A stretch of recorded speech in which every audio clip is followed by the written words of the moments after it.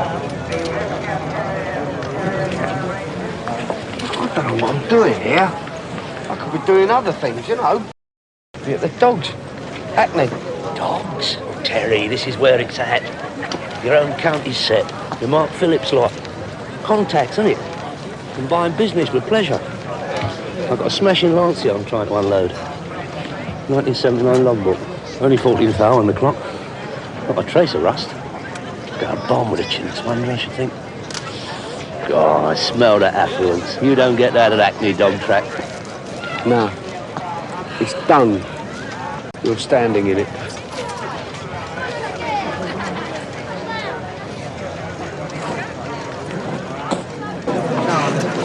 Declarations for the next race, the adjacent Hunts Maiden race, close in 10 minutes' time. Declarations for the next race, the adjacent Hunts Maiden race, close in 10 minutes' time. And the runners for the open race will shortly be leaving the parade ring. Would the public please clear the course? That's my one. It's got a bent on it. So? Wouldn't say no to her either, as it happens. Lily Law? You can't fancy that. Always with a name like that. You of all people. I fancy it. No chance at all. Look at his legs. Yeah, look at his hindquarters. Here, stick a fiver on the other grade for me. Be advised, Terry. Stand on me. Lily Law. LA 690, LA 20, 7, 6 LA 20. LA 20. What's this called, Dusky? There you go, £7 on spring return. £28 for 7 spring return, ticket number 301. LA 12. Excuse me. There you go. 4 to 1. 4 to 1? He must have seen you coming. Some of the others had it at 7 to 2. The horses are down at the start. Do it yourself. Will soon be coming Couple of quid, yeah. starter's orders.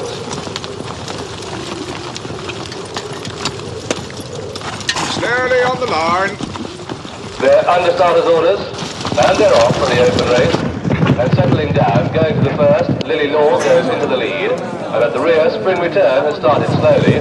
Lily Law clear in the lead from Phoneville, Lambton and Flying Station. Come on, my son. Going to the first, it's Lily Law from Phoneville second and Flying Station third. And at the rear, Spring Return has refused. Spring Return refuses at The the bugger's first. balked at the Lily first. Law goes clear, going to the second. And on the run in, it's Lily Law winning easily from Flying Stations and Phoneville. Here is the result of the open race. It's always been your problem, Terry, isn't it? What has? Dithering about, chopping and changing. What's known in the psychiatric profession as a grasshopper mind.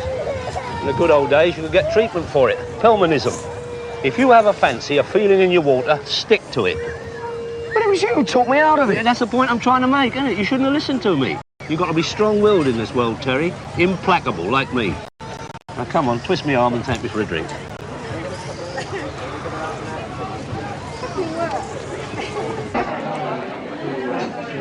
Listen, if you're going point to point in again, let me know. I'll arrange to be busy. Hang about, Terry. We may have done our bread, but maybe it's only cast on the waters. Hey? Clock the geezer in the wind in the Willer's waistcoat and the snappy felt hat over there. That's Watson Everett. Who? Watson Everett. Stroll on. Oh, come in, Terry. He's only one of your genuine NH trainers. He's not rubbish. Hey, I know a bloke who's got a couple of jumpers with him. The Honourable Jeremy Burnham Jones. You swallowed the Yuzu or something? What's a Jeremy Burnham Jones when it's at home? It's contacts, isn't it, Terry? Only one of your bright and true blue jet set. Heavily into antique commemorative pottery. I'd forgotten he was also heavily into GGs. So what good's that going to do us? Because, Terry, as well as being heavily into GGs, I am not entirely disassociated with antique statueware. Since when? Subsequent to a favour I did a geezer yesterday. Antique statueware, you? Well, why not? Look, is there anything you're not into? Yeah, there's one or two things. Still, you never know your luck.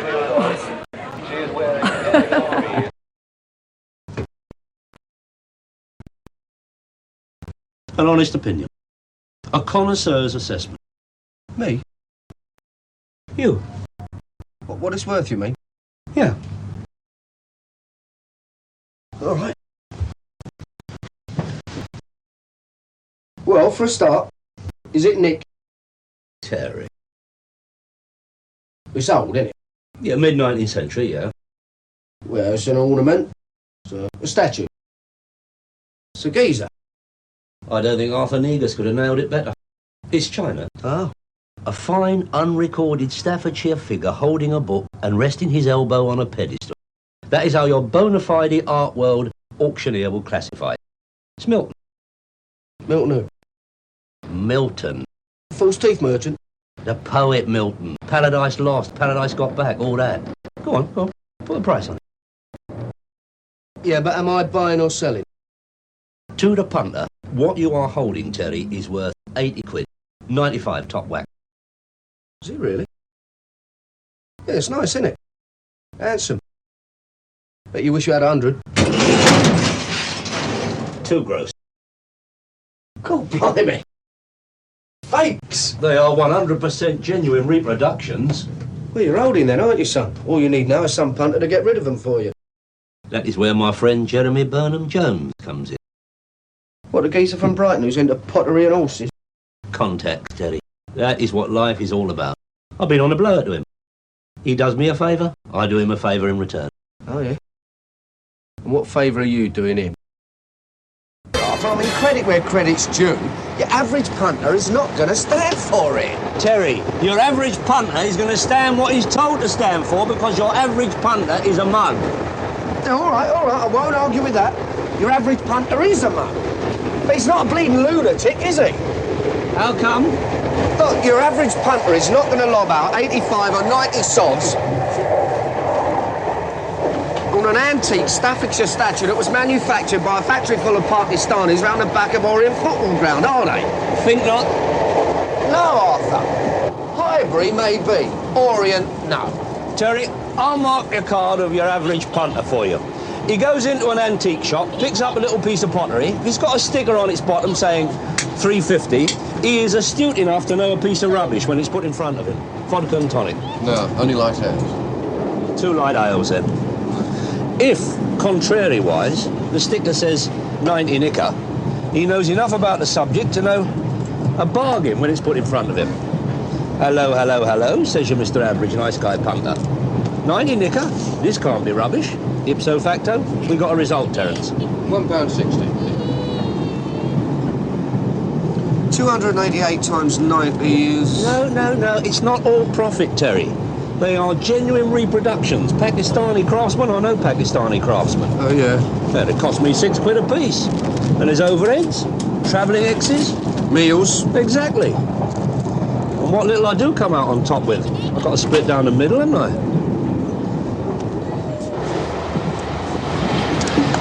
And Jeremy Burnham Watson's going to want a cup of coffee, isn't he? Sad but true. But life isn't just material possessions, Terry. Do you know what life is really all about? Contacts. Right. Brighton is Mecca for your antique tourist punter. Jeremy has friends at Cork. What I was thinking, what keeps going through my mind is, while you're buzzing around all these antique merchants, what am I going to be doing? I'm not surprised they turned it in, you know. Your theatrical nights, you're up market lot. Turn what in? Commuting. London to Brighton, Brighton to London. Regular as clockwork.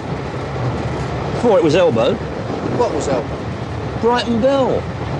Champagne and kippers. They all did it. Johnny Gielgud, Ralphie Richardson, David Sexton. Every morning of the week. We had Pullman cars then. They had vintage cars and all, didn't they? London to Brighton. I mean, can you see Johnny Gielgud, Sir Johnny Gielgud, no less, with his light ale slopping around in his plastic beaker while he stuffs an individual fruit pie into his north and south? That's not on, is it, mate? What? Sitting here like this, he wouldn't stand for it. See, what I keep thinking is, why do you need the Heavy Brigade? Heavy Brigade? Yours truly. Who down there needs leaning on? Nobody. A little seaside trip for you, isn't it? Fresh air, all that. Put money on it. Much as you like, my son. You'll find you're on a loser.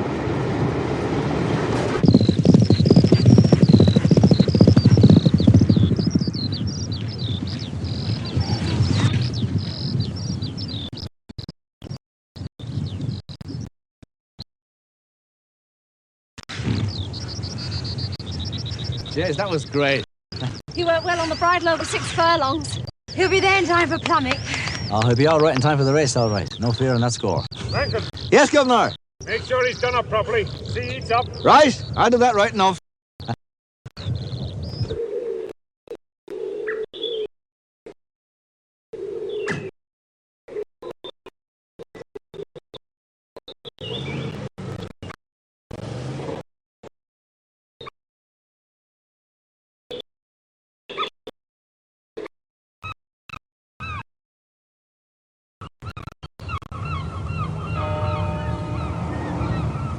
A rare 19th century commemorative Staffordshire equestrian figure you got there, Terry.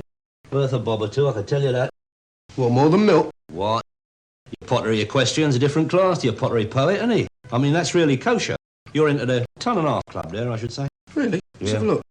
Rather more than that, I Oh, think. yeah. Hello, Jeremy. How nice to see you again. Thank you. So this is the friend you were telling me about? Yeah, Terence McCann, the Honourable Jeremy Burnham Jones. Yeah, pleased to meet you. Hello, Terence. You like the Archer? The what? Fred Archer, Mr. McCann. He rode over 2,750 winners. 6 ledgers, 5 derbies, 4 oaks, 2,000 guineas 4 times, the 1,000 guineas twice. Greatest there was. You haven't heard of it? No, it's not up my street. No, it's not his strongest subject, a history of the turf, Jeremy. Now that's more like it, isn't it? What? Master McGrath, winner of the Brownlow, Starry's Brick and Douglas Cup. The only dog ever to win the Waterloo 3 times. Hardly the sport of king. How about Queens, Jeremy? Royal Command was presented to Queen Victoria at court. He will have his little joke. And all the same, one hopes that Mr. McCann will prove rather better than useless when it comes to earning his keep. I want a word with you. Yeah, of course. Outside. Don't worry, Jeremy. Underneath all that, solid gold. All that glisters are. Exactly. Since when have I been on his payroll? No, I was going to tell you, Terry, but I was just waiting for the opportune moment, you know. Like now? Yeah, well, look, as I explained to you, Jeremy is doing me a favour apropos the milks, right? Yeah, all right, yeah. And I, in return, and by courtesy of you, am doing him a favour back. What sort of favour? No, don't lose your bottle. Nothing big, nothing you haven't handled before. Sort of, watchdogging type of thing, you know. What sort of watchdogging? Well, watch horsing, really. I mean, to be absolutely clinical. Me? Sleeping there? Leave it out. Terry! No, it's not nice, is it? What do you mean it's not nice? Me kipping down with a bleeding nag. No, I'm sorry, mate, it's not on. Terry, this is the countryside. This is your great outdoors. Look, you could be sitting behind a desk in a Soho club, breathing in all that ciggy smoke and all that rubbish, grappling with legless marauders from Man United's far-flung legions, having aggro. This is Shangri-La. I'm not kipping on straw, finito. That was good enough for our saviour, Terry. But you wouldn't have to be kipping down on the straw, Patrick. We've an armchair, especially for that specific purpose. They got an armchair. Well, that's terrific, isn't it? I'll tell you what, Paddy. You get your head down. Go on, be my guest. You sleep with Pelmet. Pelmet! What's wrong with Pelmet for a name? Nothing on a curtain rail. Listen, you, there is no way I'm going case with several hundredweight of unprocessed dog meat. The country's foremost chaser. No, Well, if you won't do it, Patrick, there's always them that will. Yeah, well, you better get hold of them. Listen, wouldn't be the first time that a stable lass has stood guard all night lying down with the racehorse. A bird? Yeah. The mind boggles, doesn't it? I mean, what sort of scruffy scrubber have you got to get who's going to sleep with a horse in a stable, eh? Hello. I'm Jocelyn Maxwell Saunders. Oh, I'm Arthur Edward Daly. You must be the Good Samaritan who's volunteered to keep a watchful eye on this chap. Well, no, actually. No, it's me. Terry McCann. Oh, hello. It really is awfully kind of you. Silly. Any friend of Arthur? We're awfully grateful, Pell and I. Pell's his stable name. I'm riding him next week. I'm Rita. I was going to get landed with a job of spending my nights in there, so you've done me a right good favour. I've given up all hope of getting any beauty sleep. Yeah, well, your need is great. Any road. If there's anything I can do for you, you only have to ask. No, I'll do my utmost not to be a bother.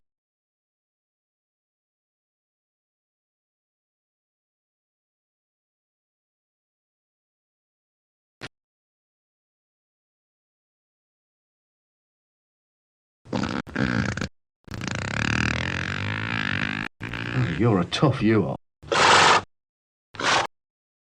God, dear old Lord. Oh, that's nice, isn't it? Oh. Oh.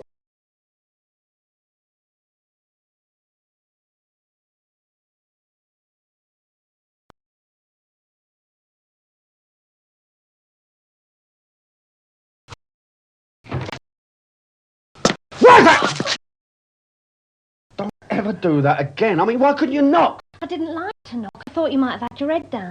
Only I fetched you a cup of cocoa. Oh, tough. Do you take sugar? No, no. Oh, I thought you would. You look as if you do. Only you've put 3 spoonfuls in. Well, I won't stir it then, eh? Nothing else you want? No, no. Right. Well, I'll say goodnight then, Terry. Okay. Good night then, Terry.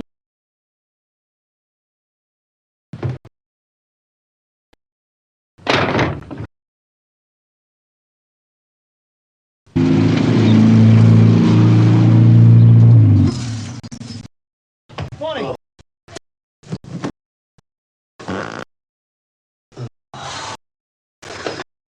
Do with a cork up your bum. Work day today, Rita. As soon as you can, let's have them tacked up early. Morning, Terry. Have a nice night. Terrific. Oi, Paddy, Yes, Patrick. I want a wash and a shave. Well, you're easily taken care of. There's a standpipe right behind Well, no hot water. you. No hot water. How do you shave then? Electric razor.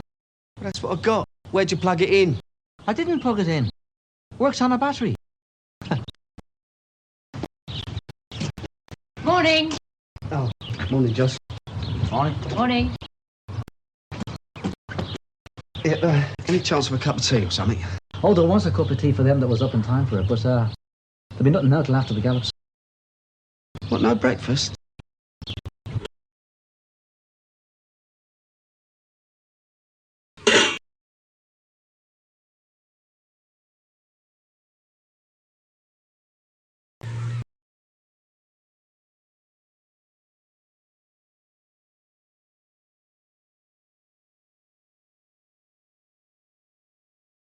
Morning, Miltons.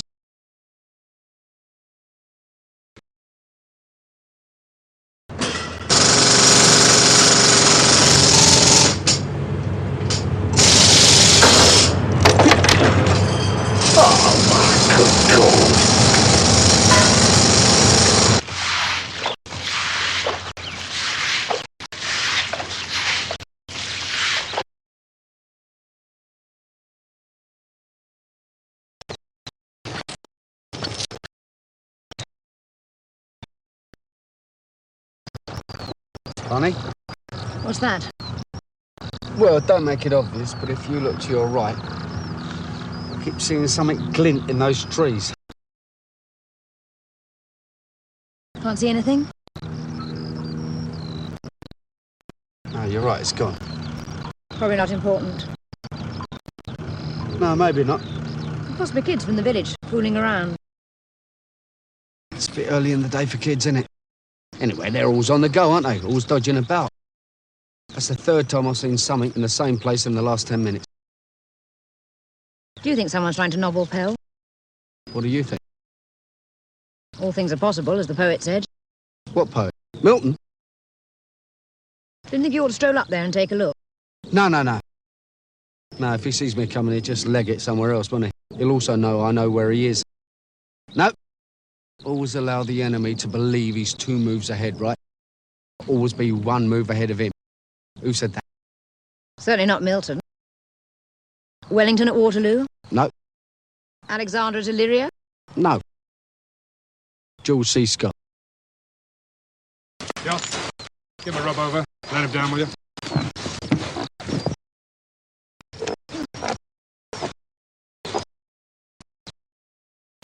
Hey, I'll give you odds you've never done a day's work like this before.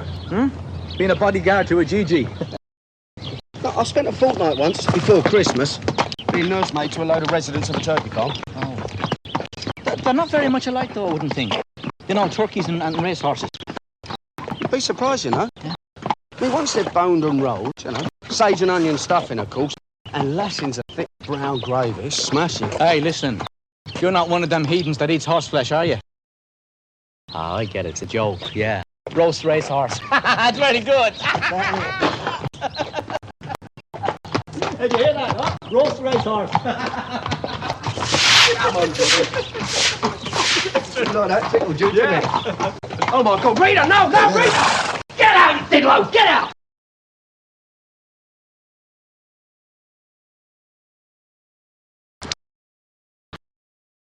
Sorry, Terry. God, you're a terrible man.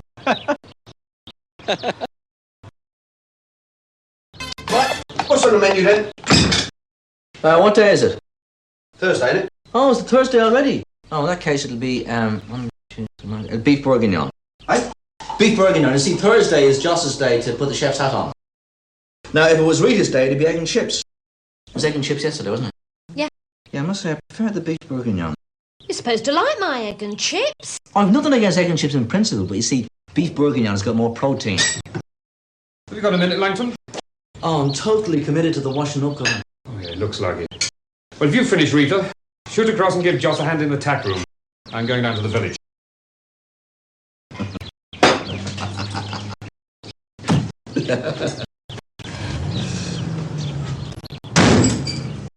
Here, Paddy. Patrick, you're on. Have you seen this geezer who's creating all the fuss? Oh, the Phantom Nobbler. Yeah, I've seen somebody a time or two up in them woods. Is that what you think it is? Somebody trying to nobble the Honourable's Gigi? Well, he's hardly bird watching up there.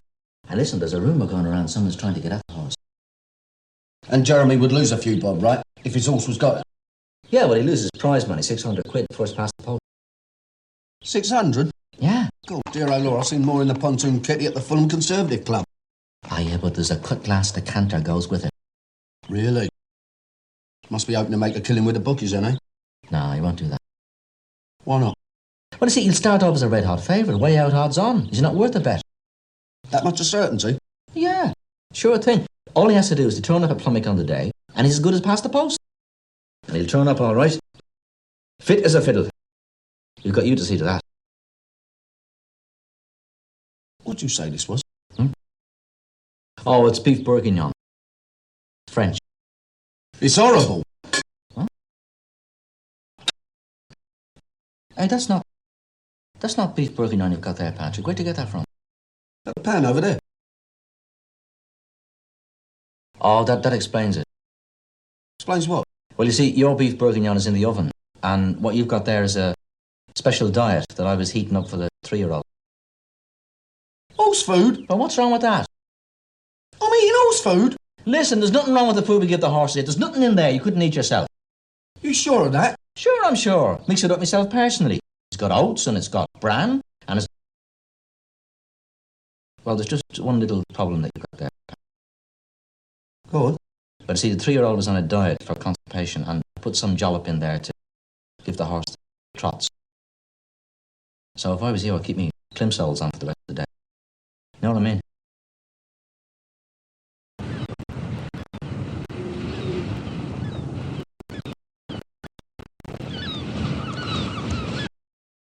I'm not certain I haven't got a little visitor either. If you've got fleas, you haven't got them from the horse. And don't go giving them to the horse. Questions will be asked in the house. You think you've got problems. You should be where I am. I am where you are. Not of this immediate moment, you nerk. I mean, in a hot seat, wearing out shoe leather, trying to knock out milks. Now, if I'd been asked to keep in a proper stable with a derby runner or something, Plumwick Pelmet leave me out. Milton? Brighton? Well, I thought they'd have gone a bomb with your Yankee tourist punters. But they're all into royalty. Got no literary heritage they can call their own. All they want is pottery kings and queens. She's a pigeon fancier. What? The Queen. Pigeon fancier. Hard to believe, really, isn't it? No, I used to win a few fags with that in the scrubs. Used to carry around a clipping from Titbits.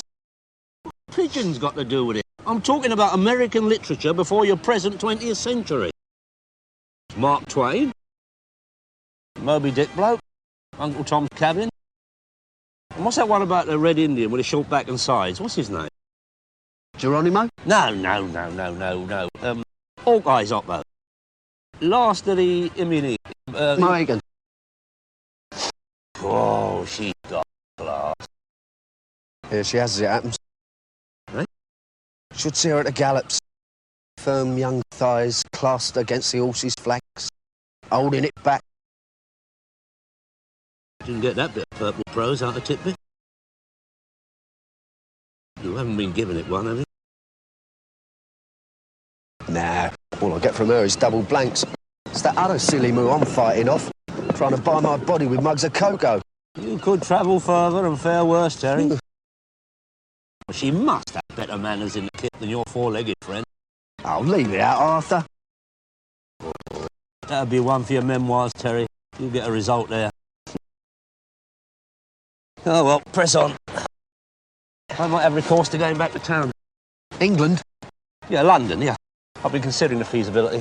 I mean, the milk's not doing the hotcakes act down here. I might just well chase my contacts up west. Well, it suits me. I've had a belly full of this. Oh, no, not you.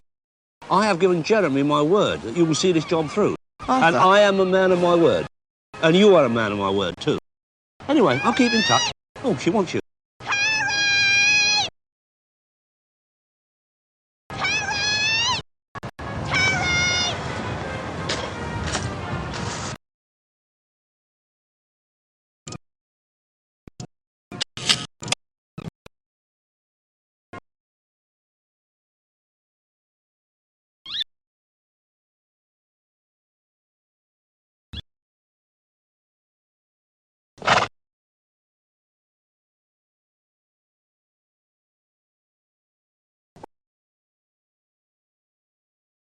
I'll be the cocoa queen.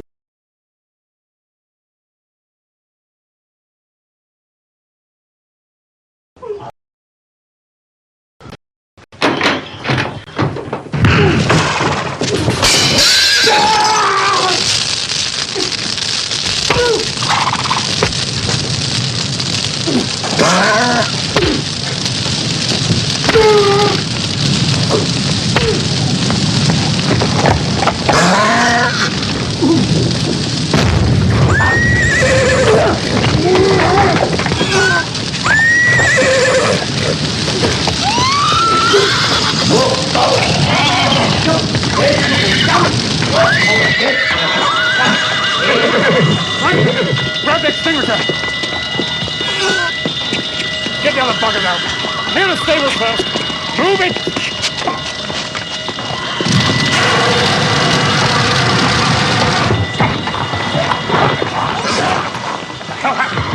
Had a visitor. He had a go. Did you get a look at him? Do you recognise the lunatic? No. Oh, no, next time. Well, I'll have it.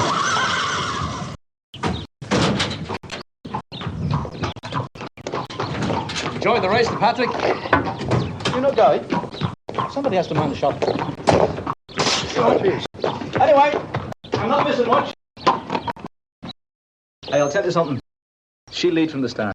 And all the rest of them is here, but will be the back of her bum. Mr. McCann! Yeah, well, tell her, Paddy, mate. I'll see you, eh? Look after yourself. God bless Patrick. Hey, keep taking the horse tablet. Come on. It's 10 o'clock already. I want to get in there and settle down a couple of hours before the off.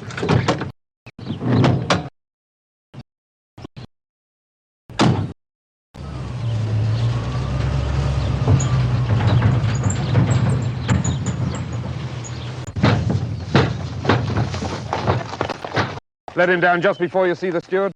Where the hell's Rita got to?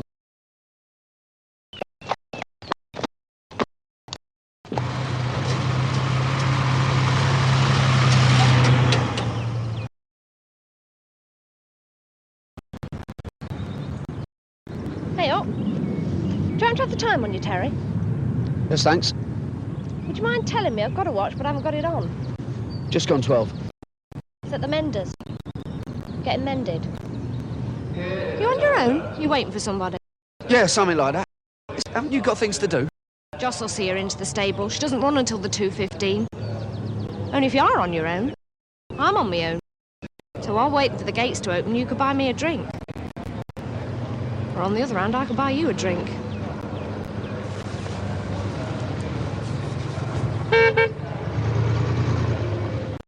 Sorry, Reed. Got to see a man about horse. See you later. Be lucky.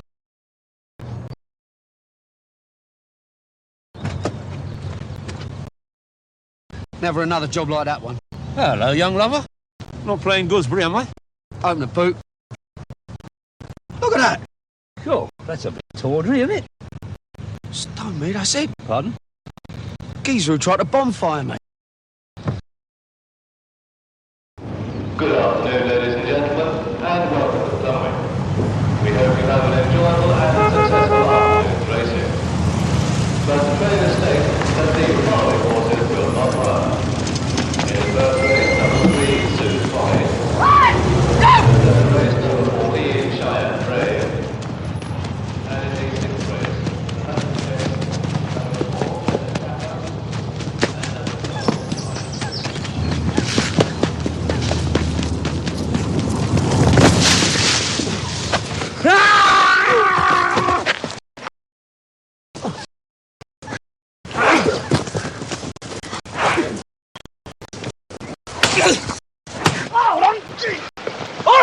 Vengeance is mine, I will repay, saith the Lord! Yes! Go on, you dare! And I'll do more than say of something! I'll have you put away again, my lad! Hold thy tongue, woman!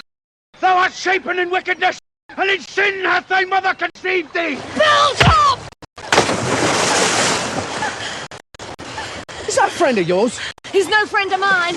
It's round a bleeding twist. I know. I must have been off mine when I married the daft dozy sod. Generation of vipers! Who hath warned thee from the wrath to come? Shut your gob! Can't you leave me alone? Can't you let me live my life? I wouldn't care, but I've been separated from him 2 years. We've been divorced 10 months. I knew it was you. I knew all along, only you tried to give me so. I've got a cold order on him for molesting. You know you suffer for it in the long run. Why carry on? Let us do evil! The good may come! You're not right in the bloody head. Free. He follows me round the country. Had a right good living job at a riding stables near Ebden Bridge, run by a married gentleman with a son at university. A Rotarian who never laid a finger on me, never even looked at me. And this stupid, senseless article broke 3 of his ribs. What do you think you'll get for this lot? Bloody arson! You wouldn't credit me. But he was as right as rain until one Sunday morning, when a couple of religious maniacs kept him talking on the door. You're not right in the bloody head!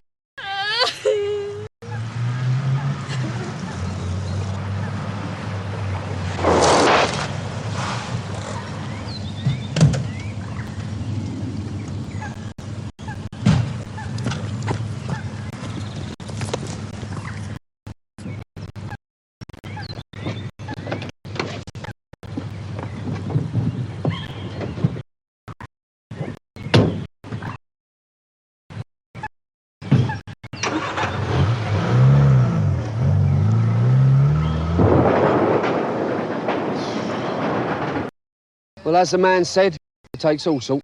Very astutely put, my son. But if we're going to stand here philosophising all afternoon, we're not going to earn our wages, are we? Come on. Number 4, Ed Campbell. Number 5, ridden by W. Alexander. Number 6, J. Bender. 6 runners for the second race. Number 3, Pelmet. Miss Maxwell Saunders. Grey and gold. Any extras to declare? No extras. Allowance £3. Saving £3. And it's just... Let's go and get a cup of tea. Next. After the steward's inquiry, the placings remain unaltered. And here are the total dividends for the first race for a 10-pence stake. A win on horse number 8 pays 54 pence. Places number 8, 25 pence. Number 2, 14 pence. And number 13, 32 pence. Forecast numbers 8 and 2 in either order pays 96 pence.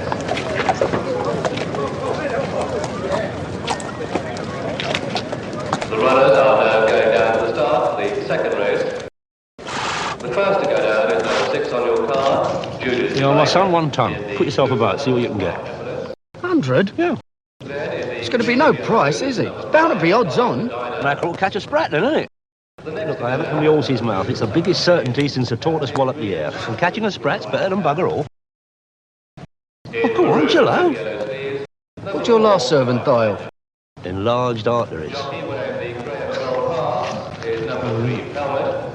Excuse me. And the last to go down is number 1. Sorry. Tenner, helmet 632. £10 helmet. Captain Hill, come on now. 21 bar 2, 21 bar 2. Come on in, 21 bar 2. Here we are. Here you go. Yes, sunshine. 100 quid Pelmet. 120 Pelmet. 120 Pelmet. Ticket 734. 734.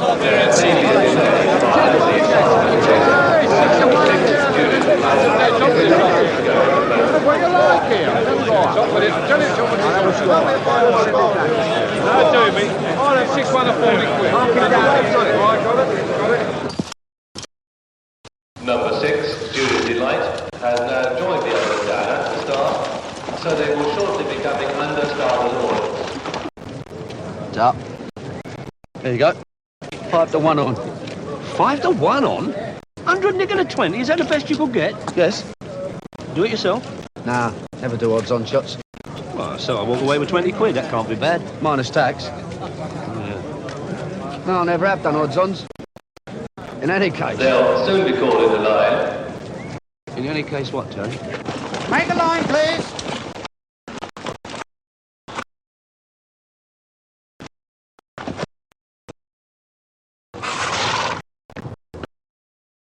They're under starters' orders. Come on then. And off for the Laird Afternoons. In any case, what, Terry? 16 fences to jump. If Pelmet is such a good thing, how come I saw your oppo, Jeremy, putting all his dough on the second favourite, Linda's Lunch? Linda's Lunch? Yeah, 6 to 1. Not a bad price, that, is it? From Summer Hayes, Judas Delight. All safe here over the first, and on the short run of the second, Pelmet leading from Summer Hayes. And on the outside, Linda's Lunch. To the third, and Pelmet out in front. At the third, and is rider at the third. And this has left Summer Hayes in the lead. He's only done it again. Unseated his rider. She got off. Come on, Linda's Lunch. Come on, my beauty. What you on about? From Summer Hayes, Skywinder. Go on, my son, kick her on. Continuing their run to the fourth, Linda's Lunch. I never fancied that Pelmet anyway. Even before I saw his lordship putting all his loot on a second favourite. Just never fancied it. Why not? Feeling in me water. You might have told me. What for? Wouldn't have done any good, would it? Your what's name, haven't you? Implacable. Here's another thing. What? All that stuff you were giving me before the off, about it being the greatest racing certainty since the tortoise walloped the air. Well, what about it? Historically inaccurate, innit? Before the start of that race, the air was odds-on favourite, wasn't it? Amazing. Who do you think you are? Bleeding Aesop? Oh, dear. Wait. Jeremy, you had that race rigged. Arthur, as if I would. Jocelyn's foot slipped out of the iron, that's all. Leave it out. She took a dive. I had her in my bins. You might have rowed me in. You did owe me a favour. I lent you Terry. Well, I would have helped you, but one has to be discreet if one wants to keep the odds out on the second favourite. How'd you get that bird to sling it, eh? Break her arm or something? Hello, darling. Hello, darling. Dear, oh dear, Terry. What is it all about, eh? Contacts, innit? Sorry I couldn't help you push the Miltons, Arthur. Give us a ring if ever I can give you any help again. No, Terry. Yeah, go on. There's a copper. No, I never had her card marked as being dodgy, I must say. And I thought he was definitely bent. He was bent. Oh, yeah. Bent crooked? I thought he was bent peculiar, you know. We didn't study the form, Terry, did we? And your favourite finished well down the field, didn't he? What though the field be lost? All is not lost. The unconquerable will, the study of revenge, etc., etc. Milton? The lad himself. Nil desperandum, that's what I think he's trying to tell us, Terry. Cop that. The paintbrush? That is your starter for 10. This is a pot of blue paint, this is a pot of white paint. I want them all painted. Blue shirts, blue breeches, white socks, nice pair of boots. Do what? I have another contact in commemorative pottery. No, be on. I've got a mate who's got a souvenir shop not far from Stamford Bridge. I'll stand a loss, but he'll knock 'em out for me as Chelsea football. Leave it out. You can't do that. He's a famous antique poet. He's got a book in his hand. FAM book, isn't it? But he's wearing a cloak. Oh, paint it. Stick a number on the back. Don't argue with me, Terry. Exercise your artistic talent. Here. You have the blue. Here's another one for you. Eyeless in Gaza at the mill with slaves. Samson Agony. I've got one for you. Oh? When the ball hit the back of the net, I was over the moon, Brian. Kevin Keegan. I think you're an inside forward, my son.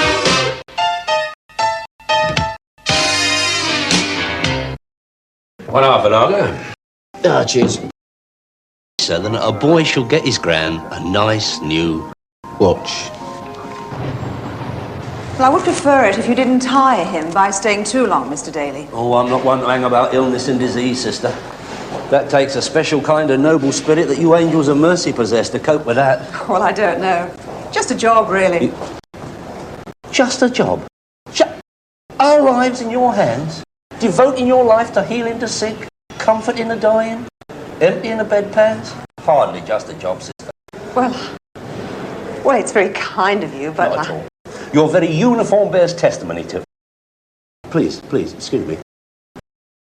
This watch, supplied by the National Health, I suppose? Well, we... I thought so.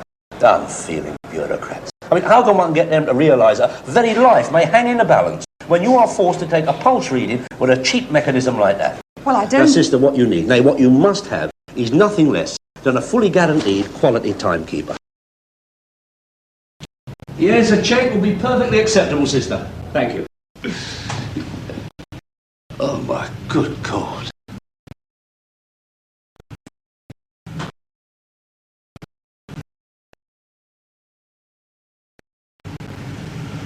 Hello, Arthur.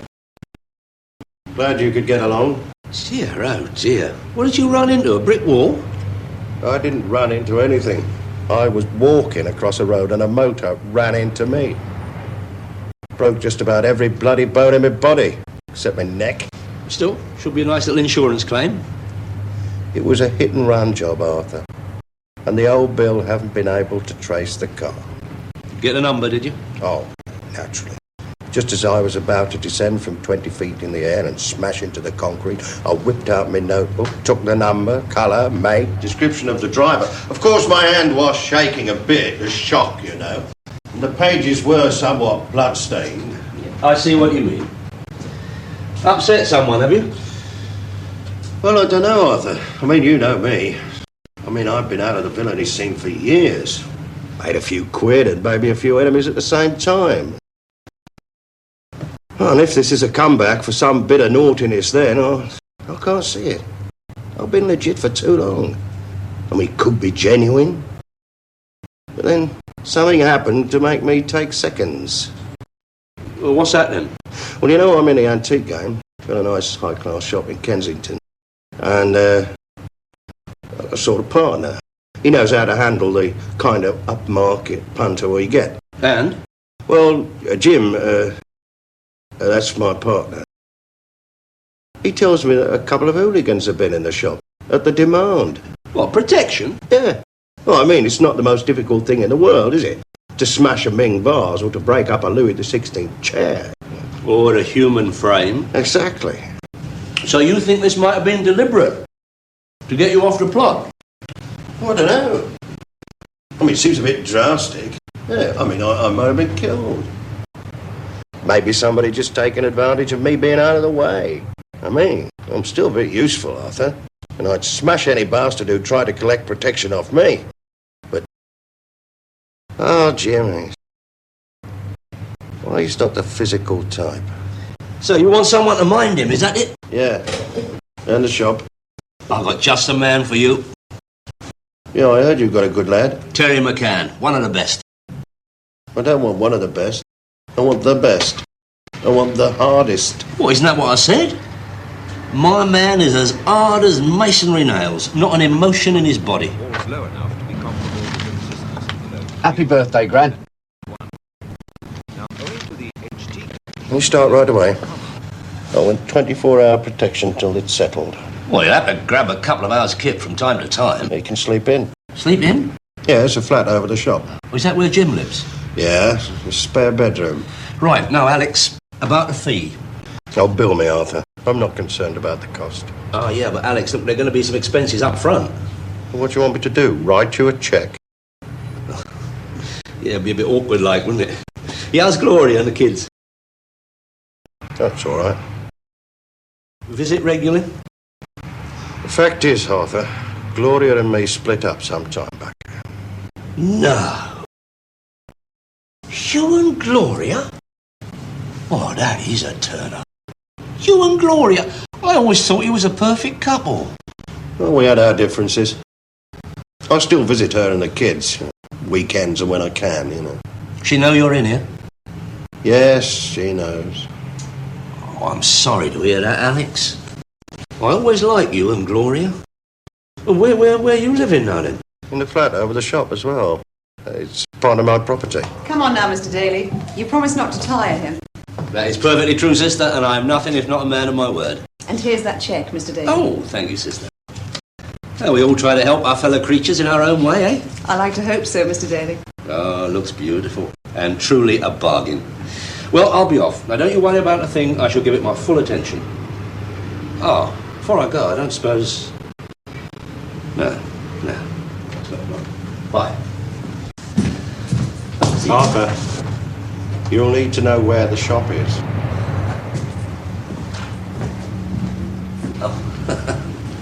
Take a card. There's one on top of the locker there. Ah. And any problems with Jim, tell him to contact me. Right. I'll see you. Bye, sister. Bye, Mr. Daly. And thank you. My pleasure. Open up, Mr. Brompton.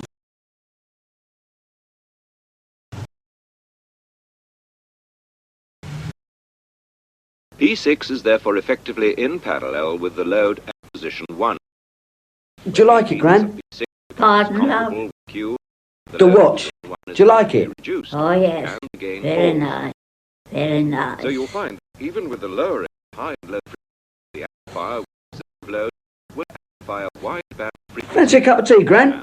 That'd be nice. The bandwidth increase by lowering the gain. All this is easily followed by referring to the chart key.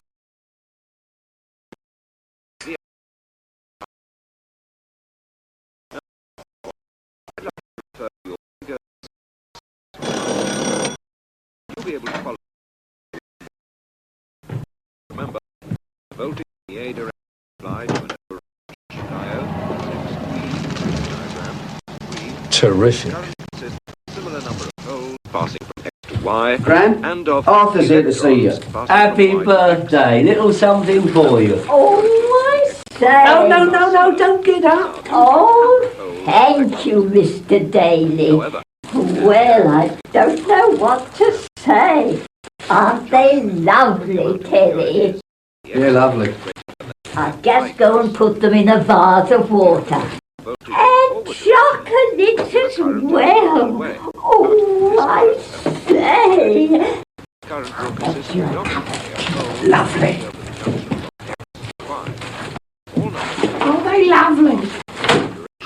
didn't know you bought her flowers as well. She'd like to watch. What are you doing here? Got a job for you. Well, I don't like the idea of living in. Oh, what's wrong with it? Well, I want a few hours to myself, don't I? Have a few drinks, pull a bird. Be master of my own fate and all that. Money's good. How good? Well, I haven't worked out the details yet, but stand on me, you won't lose by it. Where have I heard that before? What happens if I don't like the geezer? You don't have to like him and look after him, Terry, do you? How badly is this mate of yours hurt? Alex? Oh, not bad. Just a few abrasions. So it won't be in hospital long then? Yeah, well, there are certain complications. With abrasions? You'll like Alex. One of your own sort. Hard case in his time. Still is. Real man's man. Sounds great. Ah, here we are.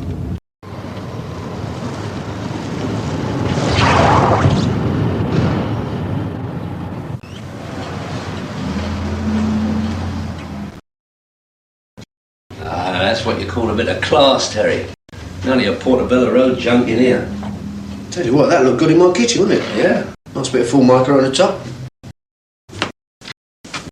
Can I be of assistance, gentlemen? You must be Jim. Arthur Daly. And, this is Terry. I'm sorry, have we met? Well, we have now. I'm a business acquaintance of Alex's. I've just come from seeing him at hospital. Been telling me all about your aggro. My aggro?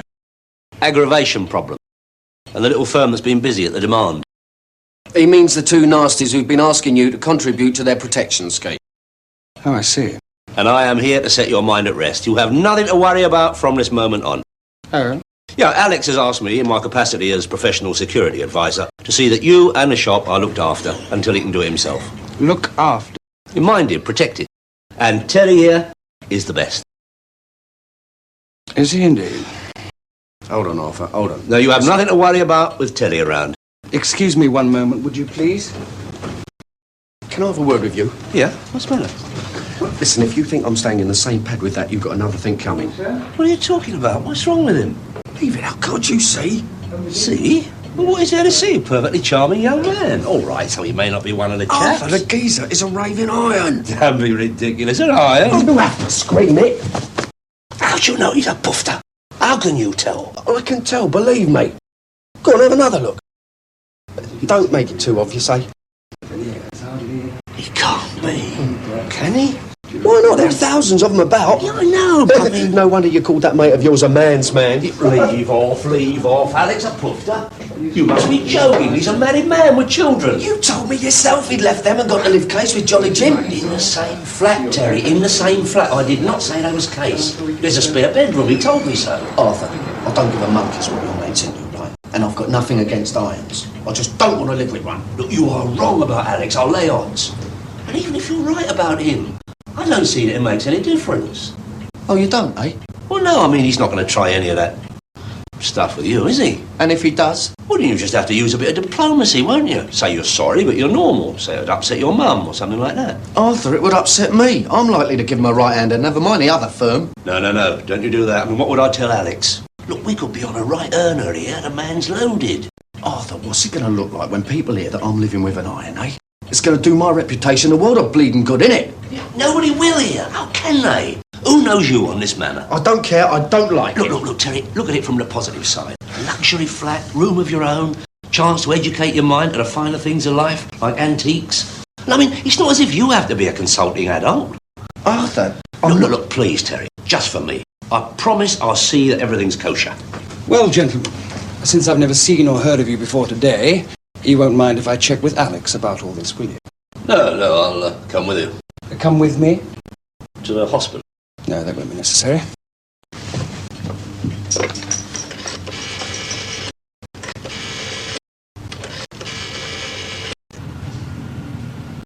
Yeah, that's right, Jim. I don't care if you don't like it. I don't want you hurt and I don't want my stock damaged. Listen. Just do what I say. Okay? Okay. Well, it seems I have no choice but to place myself entirely in your hands, Terry.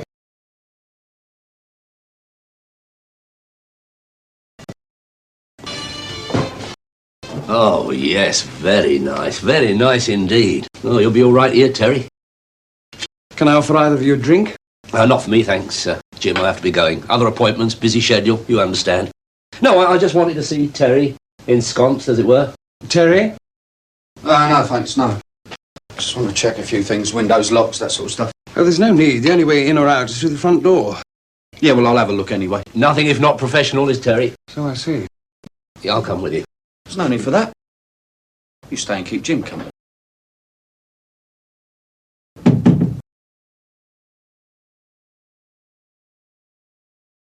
Oh, it's all right, Mr. Daly. You're perfectly safe. Of course I am. Why wouldn't I be? Why, indeed. I will have that drink now, Jim. Vodka and tonic, if you've got it. Oh, I've got it.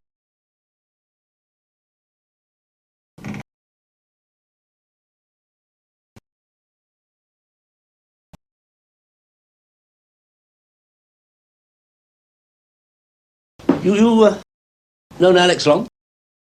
A couple of years or so. Oh, you'll have met his wife then, Gloria. No, we've never actually met. Charming woman, charming. I was very surprised when he told me they'd split up. I couldn't understand that.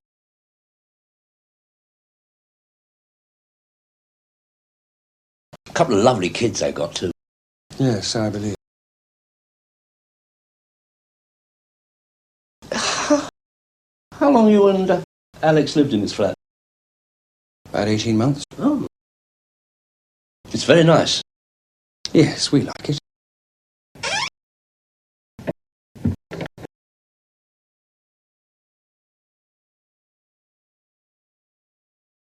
Oh, my God. Oh, no more for me, thanks, friend. Oh, Terry, everything all right? I trust mine's not the bedroom with all the fancy curtains and that. Fancy curtains? That's right. Yours is a spare bedroom. Oh, that'll be Alex's room when he's here. Well, I expect you'll be wanting to collect a few items. Toothbrush, what have you? Yeah, I suppose so. You know, I'll do that for you. Better stay now you're here. I mean, you never know when those hooligans are going to come back. I mean, they didn't give any indication, did they? No. No, they didn't. Give us the keys to your flat. I'll nip round tonight and chuck a few things in a bag for you. Well, I'll come down to the car. No, there's no need for that. I'll come down anyway. Oh, right. Well, I'll be going then. It's very nice to... And as I say, with Terry here, you have got nothing to worry about. How very reassuring. These are Alex's keys. You'd better take them to let yourself in. In case we're not here when you bring Terry's things. Not here? Well, I may decide to go out. Out where? Out. I'm not a prisoner, am I? Well, no, but it'll be easy. That'll be all right as long as Terry accompanies you. Oh, come now. It's the shop they're interested in protecting, not me. No, but it's from you they want to claim their contribution, isn't it? Oh, so be it. About food. Food? Yes, food. You do eat, I suppose? Well, he has been known to eat beans. Beans? Yeah, human beings. Ah, I see a joke. Terrific. Outside you. There's no need to cause unnecessary bad feeling with a client, Terry. He ain't your client. Your friend in hospital is. Ah, you know what I mean. He was taking a... No, he wasn't. You see, there you are. That's your inferiority complex again. He was simply asking you if you like some nice Cordon Bleu food. That's what I mean about a chance to educate your mind. Yeah, it ain't me mind I'm worried about. And I'll tell you one more time, if he makes any kind of move... Don't start all that again. A nice cushy number. Don't nose it by needling the geezer. Give us your keys. Do you want anything in particular? No, a couple of shirts, underwear, shaving gear, toothbrush, that sort of thing. Right. Hey, what was all that about the bedroom? Oh, it's super. You are wrong about Alex. Oh, yeah. Moule marinière. I do hope you like them. Shells look like they'd be a bit hard. Well, you must admit, it sounds a bit dodgy, I think. Dodgy? You sound like Terry. Listen, if you knew this, Alex, you wouldn't call him a woofter to his face, I can tell you that. Yeah, how's Terry taken to having to stay with the other one? Oh, he loves it, don't he? Here. What's the time then? Oh, it's nearly 6:30. No, it's not. It's... Oh, mine seems to have stopped. Same again, please, Dave. Right up.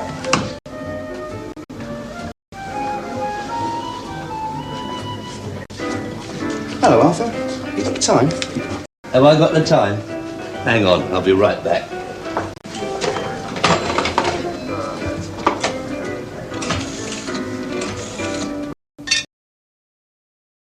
I'll do some coffee in a moment if you'd like some. No, I'm fine, thanks. That was smashing. Thank you. No, straight, it was really nice. Yes, well, I like to cook.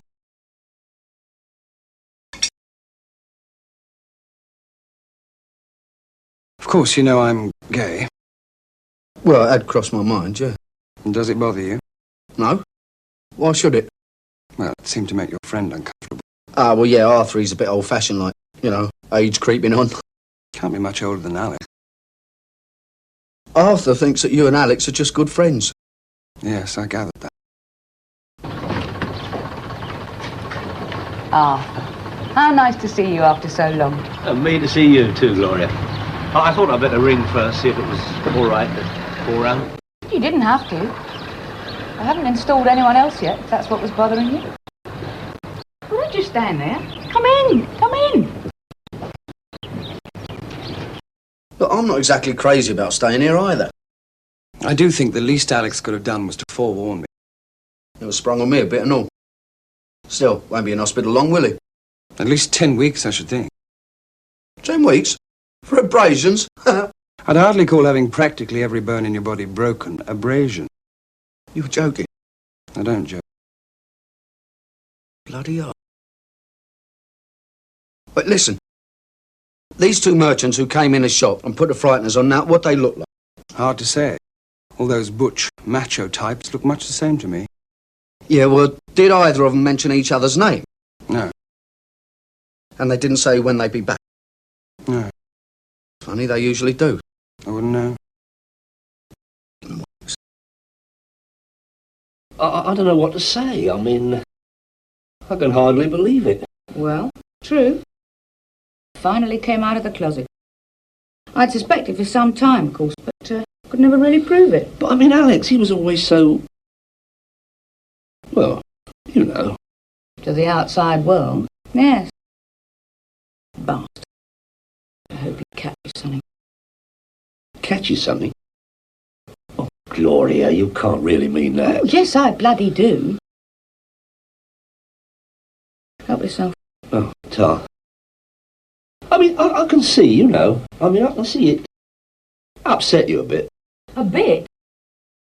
Well, a man is in hospital with a badly broken body. No more than he deserves. But he still looks after you, though, doesn't he? He pays the bills. Just. When he was still living with me, he was quite generous. I suppose that was the guilt. Now he no longer has anything to hide. He turned into Mr. Tightwad. Do the kids know? That he's mean. No. He's, you know. That their father is a queen? No, it's not. Gloria.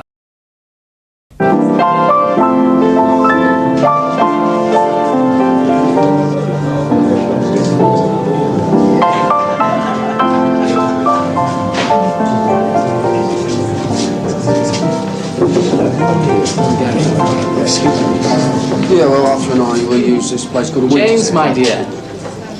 What's he saying to Gary? What on earth is James doing here without Alex keeping a watchful eye on him? Hello, Ron. Gary, how are you? Hello. Well, aren't you going to introduce us to your friend? Terry, how's it going, mate? Hello, Chaz. Here, come on, let's buy you a drink. No, I'm just here to pick up a plant. I thought you'd give the mini cabin up. No, I won't hang about. I can see you're busy with your friend. What's that supposed to mean? Oh, nothing. Just that I heard how you change your living arrangements like. No, listen, Jazz. Oh, leave off. It's just a joke. That's a job. Got it? Got it. You sure you won't have another drink before you go? No, thanks, love. I'm driving, aren't I? Well, it's nice to see you again, Arthur. And thanks for the lovely watch. No, I'll shove it on Alex's bill. Why are you helping that bastard? Gloria, I'm a businessman. I've got to make a crust as well, haven't I? What else can I do? Tell her, love.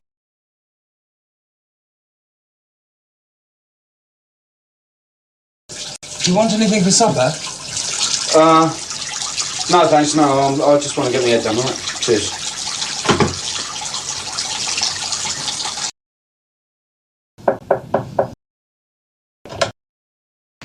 Yeah? It's me, Terry. Well, what's your game? What do you want? And don't be alarmed. I'm not after your body. I just want to say something. Yeah, what?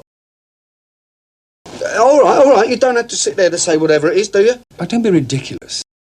I just want to apologise for my attitude since you've been here. It was very childish of me. I mean, you're doing this for me as much as Alex. And I do appreciate it, really. Oh. Yeah, well, all right then. Ta. Good. So tomorrow we'll start afresh, yes?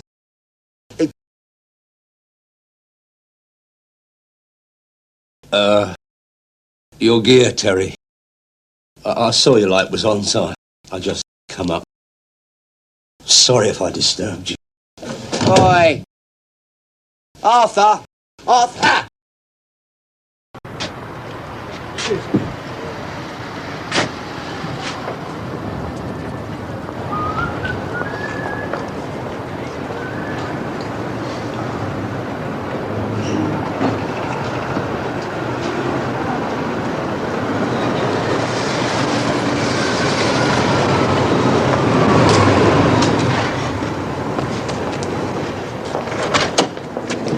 Where the bleeding hell have you been for the last 3 days? Been a bit busy these last few days. Them watches is moving well. Oh, that's nice for you. Listen, don't you ever pull a stroke like that on me again. Like what? You know like what. That get out the other day when you left my gear. Terry, I am a sensitive man. I know when not to intrude on people's privacy. Oh, listen, Joke. Little bit of levity to lighten the day. I must say I was a bit taken aback at the time, and I thought, what, Terry? Never. No. Unless there's something you want to tell me. Do what? Make a few sales, Jim. Listen. I'm here for Mr. Daly.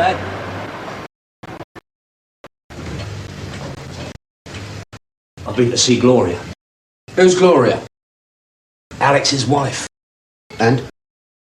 You were right about Alex. But wouldn't let it worry you, mate. I saw a lot of hard cases go that way in the nick. But Alex has never been in the nick.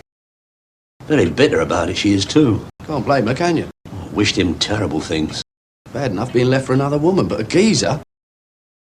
I don't understand it, Terry. A man like that. What is happening to the world? I mean, I'm a liberal-minded man, you know that. Live and let live, that's my motto. But it seems to me the whole moral fabric of society is crumbling before our eyes. I never knew you cared, Arthur. Well, what's been happening then? Any aggro? Nah, there's something not quite right. How do you mean? Well, I can't pin it down. Well, for a start, he don't seem in the least bit bothered. Well, naturally, he's got you here to look after him, hasn't he? Yeah, you might be right. Listen, I want to check out a few things. You stay here for a bit, all right? Hey, leave off. I can't stay here with him. Why not? Oh. Well, that's what you're being paid for. Oh. Well, talking of which... Don't worry, you'll get weighed off. Look, supposing something happens while you're gone. Nothing's going to happen. I can't be seen spending time alone with a... I'm a happily married man. Think of the positive side, Arthur. Use it as a way of educating your mind.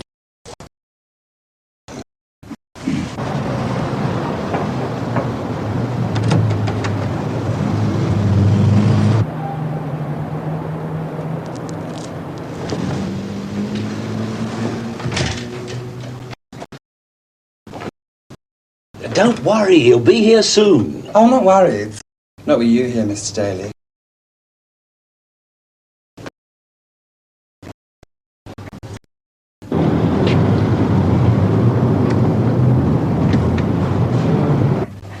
Jim, where's the little boy's room? It's downstairs. Ta.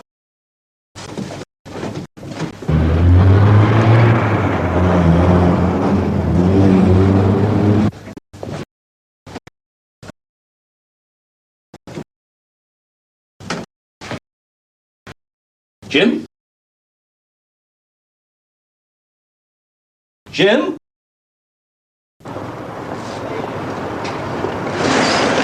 Thank God you're here. What's the matter with you? Why you been so long? Well, what's wrong? Jim's disappeared. Oh, that's terrific, isn't it? I leave you for an hour and you lose it. I didn't. didn't lose him. I just went for a leak, and when I come back, he wasn't here. It's your fault. If anything happens to him, Look, nothing's going to happen to him. Oh? Look, Arthur, you know how these little protection firms operate, right? They find a new area to graft in, right? Pubs, clubs, restaurants, or in this case, antique shops. Then they exploit it to death, right? Yeah, I suppose. Well, I've just been to half a dozen antique shops on this manor, and not one of them has had anyone at the demand.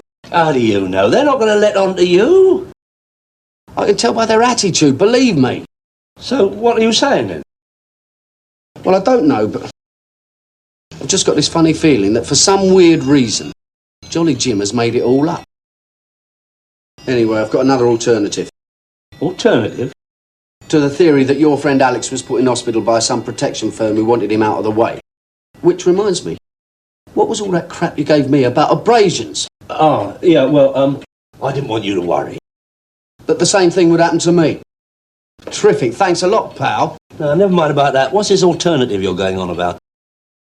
Alex's old woman, Gloria. She could have set him up. Hey? Well, you said yourself how bitter she was. Wished terrible things on him. She could have paid someone to play bumper cars on her old man. Gloria? Nah. No, it's not her style. Arthur, you only knew them when they were Mr. and Mrs. Happy Couple.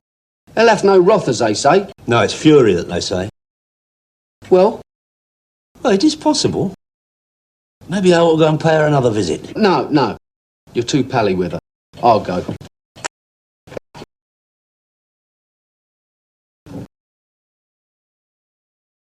I don't believe this. I only came round here to see if you'd set your old man up for that hit and run.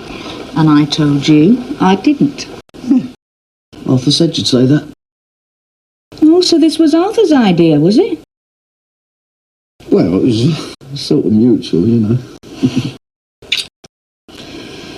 Well, that's what friends are for. Well, Arthur's a friend of your old man's and all, you know. Arthur's nobody's friend. Not really. You remind me of Alex when he was younger. Well, let's hope I don't grow up like you, mate. Yes. Poor Alex. Poor Alex? Yeah, well, I feel sorry for him, really. But Arthur said you were all bitter and twisted and wished terrible things on him. Yeah, Arthur caught me at a bad moment. Every now and then I get overcome by resentment. Usually when somebody reminds me that Alex is actually living with a man. Man, for God's sake. It doesn't last long. I could never see him hurt. Not physically.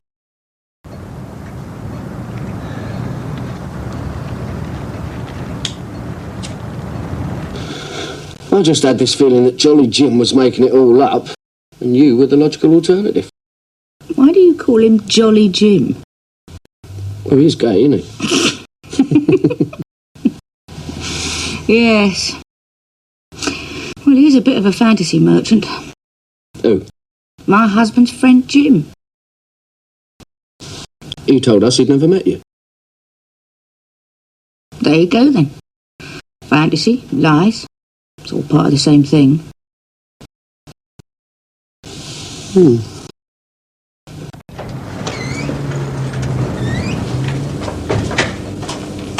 Hello, Mr. Daly. Where's Terry, then? Never mind where Terry is. Where the bloody hell have you been? Out. I went for a walk. I was finding it a little claustrophobic, being continually watched. I needed some time to myself. Well, you should have told me. If I'd told you, you'd have tried to prevent it. Right. Well, it was a stupid thing to do. Don't try it on again. I used to go round there at the beginning, when I first had my suspicions. Confront him when Alex wasn't around. He'd deny it. Say it was absurd to suggest that he and Alex had that sort of relationship. God. At least if it was a woman, I could have scratched her eyes out or something. Then when Alex confessed, it all seemed a bit pointless somehow.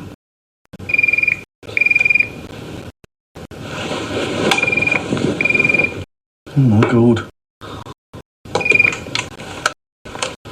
Yeah. Hello, Gloria. Oh, it's Arthur here.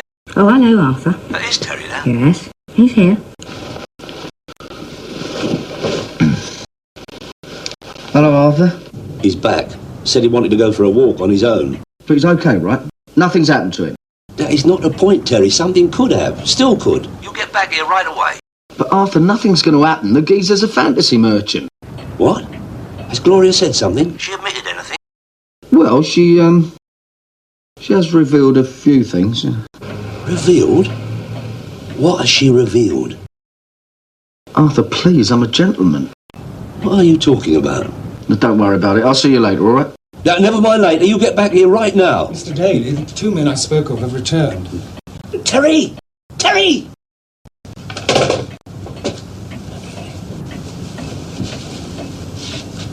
Who's this? Oh, just a passing punter, you know, browsing round. Goodness me, is that the time? Well, thank you for letting me look round. I really must be going now.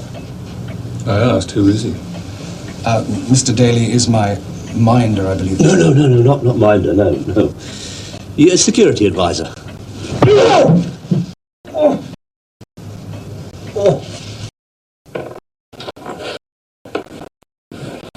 Well, thanks for everything, really. Smashing. My pleasure. When you see Arthur, tell him he's a bastard. And that watch he gave me stopped. Yeah, that figures. Ta-da. Please, don't talk to me about watches that don't work. Not when I'm in shock. Oh, thanks, Jim. You were out of order leaving me here on my own. Out of order. You agreed to it. I did not agree. I was manoeuvred in a moment of weakness. All right, so I was wrong. Now you see what I have to put up with. Look, we both have our role. Yours is muscle, mine is managerial. Oh, don't keep on. I don't feel very well. You can lie down in my room if you'd like. Oh, no, thank you. Listen, what do these two geezers look like? Ugly, very ugly, and I never want to see them again. We'll just have to wait and see if they show again, won't we? Won't you? Oh, here, come on. I'll help you to the car, right?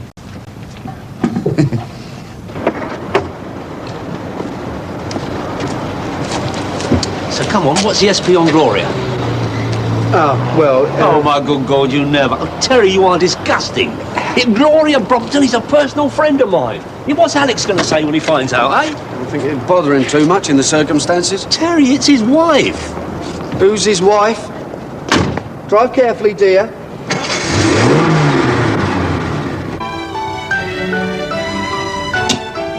Well, this is exciting. Always watch a bit of telly. Help yourself to another drink if you'd like. No, I'm all right. Listen, why did you tell Arthur you'd never met Alex's wife? I don't know. Didn't want any complications. Bach.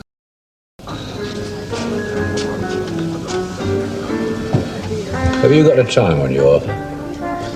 Dave, I have to tell you, this is not my day.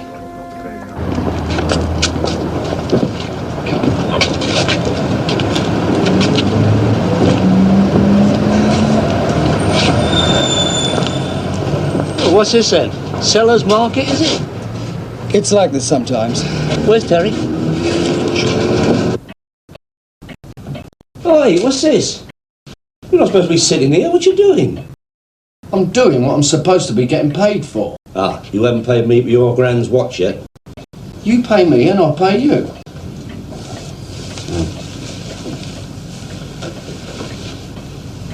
They seem to be shifting a lot of goods. Yeah, slightly sometimes.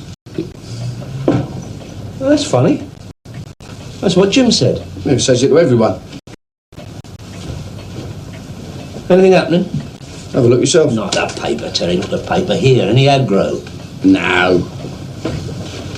Well, there is one thing. What's that? I'm suffering from a terminal case of boredom. Never mind that. The longer you're here, the bigger an earner we're on. We? Yeah, I've got to go and see Alex, give him a sort of progress report. See, I was just checking up. I must confess, Terry, I don't fancy facing him. Not since I learned about him, you know. Don't worry, he can't make a pass at you all plastered up.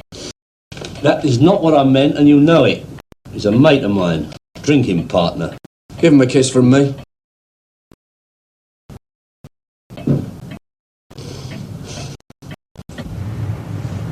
You know, don't you?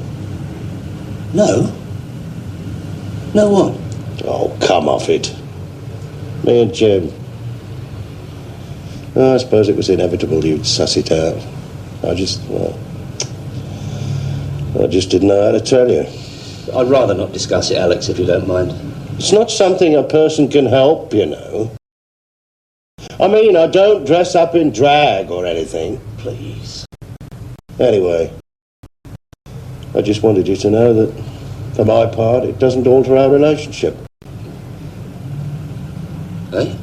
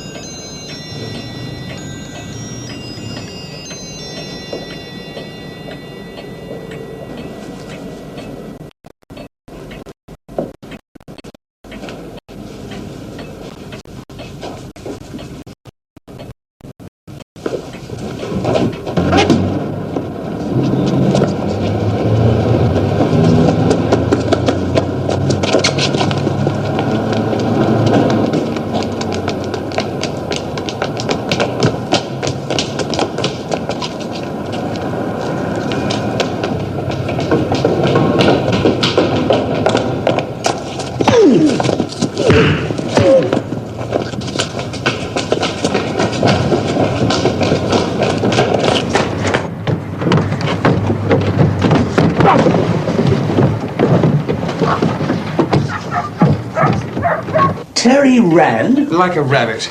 A minute ago before you arrived. I could hardly believe it. Well, neither can I. Which way did they chase him?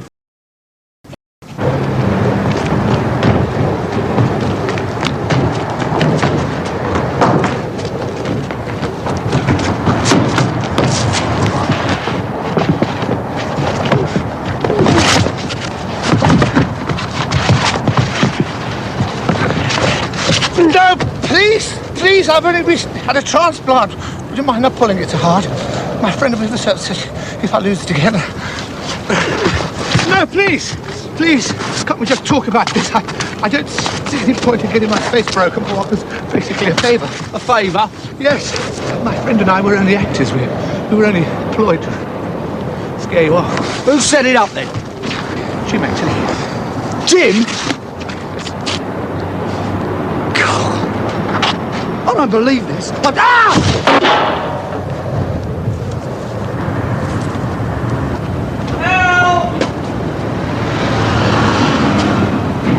Help! Help! Arthur! Arthur! Hang on! Hang on?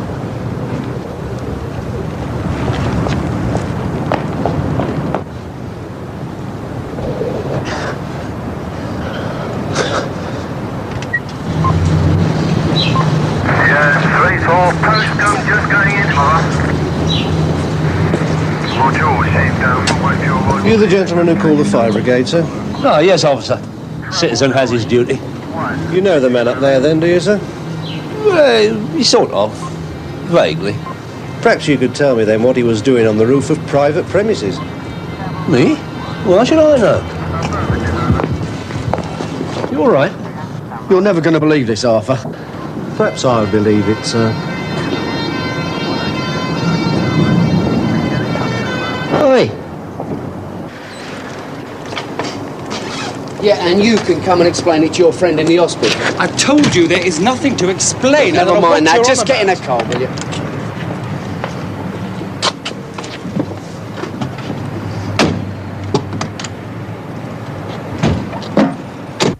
I just want to explain, Alex, this was not my idea. Well, what would he want to do a thing like that for? Well, that's what the loon on the roof said, and he was pretty convincing. Is this true? No, of course not. Absolute rubbish. I'm sure it's all a terrible mistake. Jim has been doing marvellous business while you've been laid up in here. There's hardly anything left in the shop. Practically empty. What? What do you mean it's practically empty? Well, that's what it's there for, isn't it? To sell. Arthur, I am not selling ice cream on a hot day. The quality and prices in my shop, I shift about maybe 3 or 4 pieces a week. Listen, these actors said our friend Jim, so maybe you know him as well. One of them, Well, he had his barnet thatched. That sounds like George and his mate. They get down this club we use. That's not all, is it? Oh, dear. Why? Why? All right, it's true. You had this done to me? No, of course not. It was a genuine accident. Then what the... It was because of you! What you did. Me? What have you done with my stock? I've been selling it off. Considerably below market value. Kill you! Kill you! It wasn't my idea, you know. It was that wife of yours, Gloria. Gloria? She came to see me just after the accident. Told me you'd been seeing someone behind my back.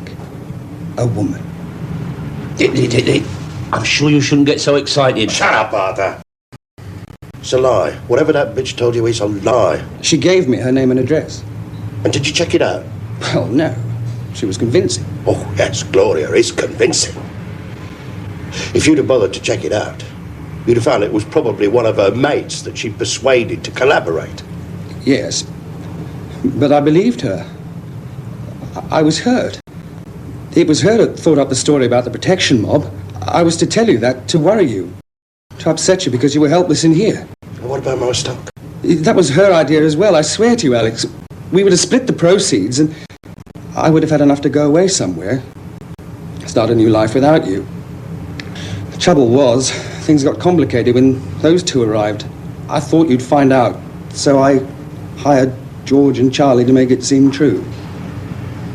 You done this to me. After all I gave up, after all I'd done for you, you turned me over. I'm sorry, Alex. Truly I am. I thought I'd lost you. Please forgive me. In case you want to get in touch with me, my home number. I'll send Terry over with a bill when a bit more convenient.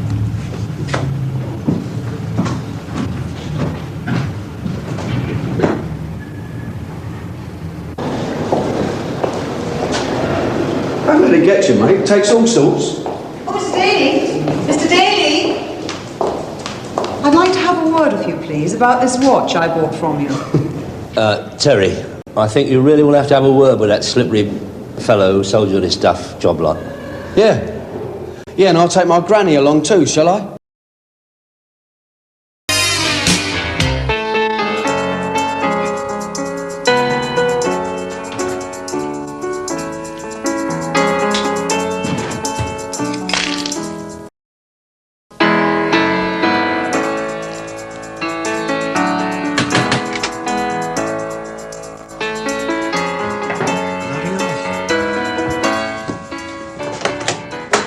Special delivery, sir, from Manchester. Anything to pay? Only a 10. Oh, smashing. How long have you got? A whole week. I've reported sick. Wow. Better get you to bed then. Faites plus jour, madame, messieurs. Faites plus jour. Monsieur, rien ne va plus. Sondeur, rouge, péripasse. Rien de numéro. Merci, madame. Ça paye.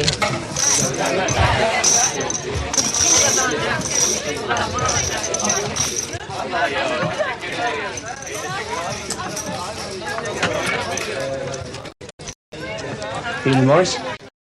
Hello, Arthur. I thought you promised Maureen. I have. Oh, can't keep away, eh? I know the feeling. Her indoors made me promise to give up to Gigi's once. I spent all my time in the betting shops. Without having a flutter? Oh, leave off, Morris. What was it Karl Marx said? If you can resist anything except temptation. Faites plus jour, madame, monsieur. Faites plus jour. 25. Pardon? 20 bloody 5. You're supposed to be a maths teacher, aren't you? What?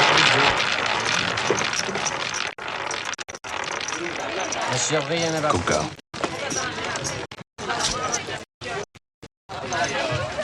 Friend of yours, Morris?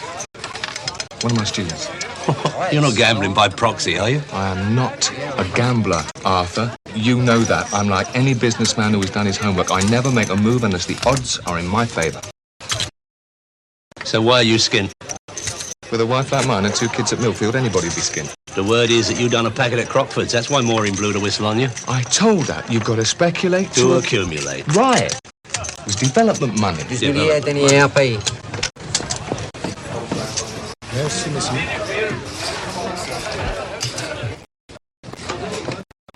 Got to take a break, Mr. Michelson. All right, Mr. Horner. I'll keep your seat warm for you.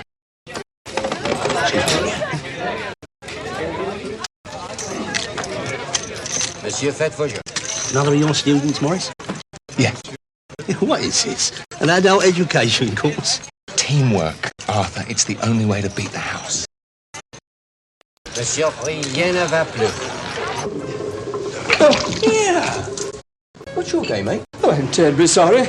I didn't see you. You look where you're going, mate. You boozed up or something? Well, of course not. It's just that I'm a little short-sighted, that's all. Come off it. You're completely legless. Look at you. What's all this about? Ask this joker. Suddenly took a swing at me. Had a couple too many, if you ask me. But I assure you, I haven't had a drink all evening. Huh? Why you smell like a bloody distillery, eh? Come on, sunshine.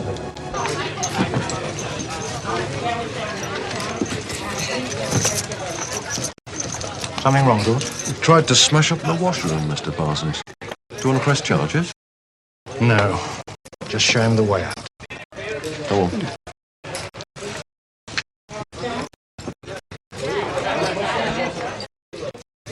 Set up. Not many. Ça rentre. Rouge, Péripasse. Plein.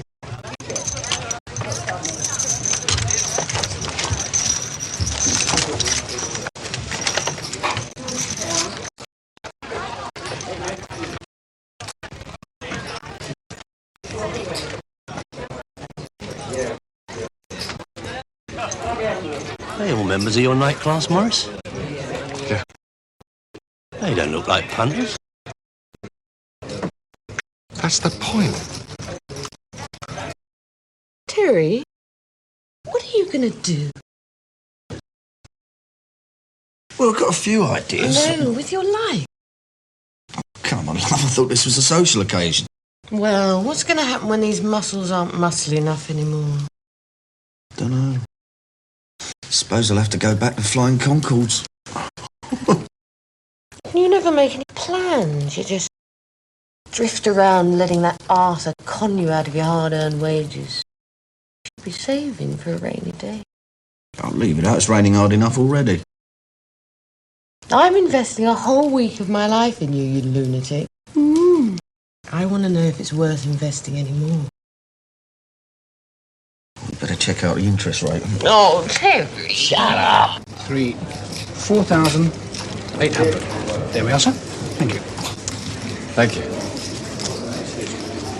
Luck had nothing to do with it, eh? Nothing. And there's a lot more where this came from. If we're allowed to finish what we started. Well, he can't chuck you all out.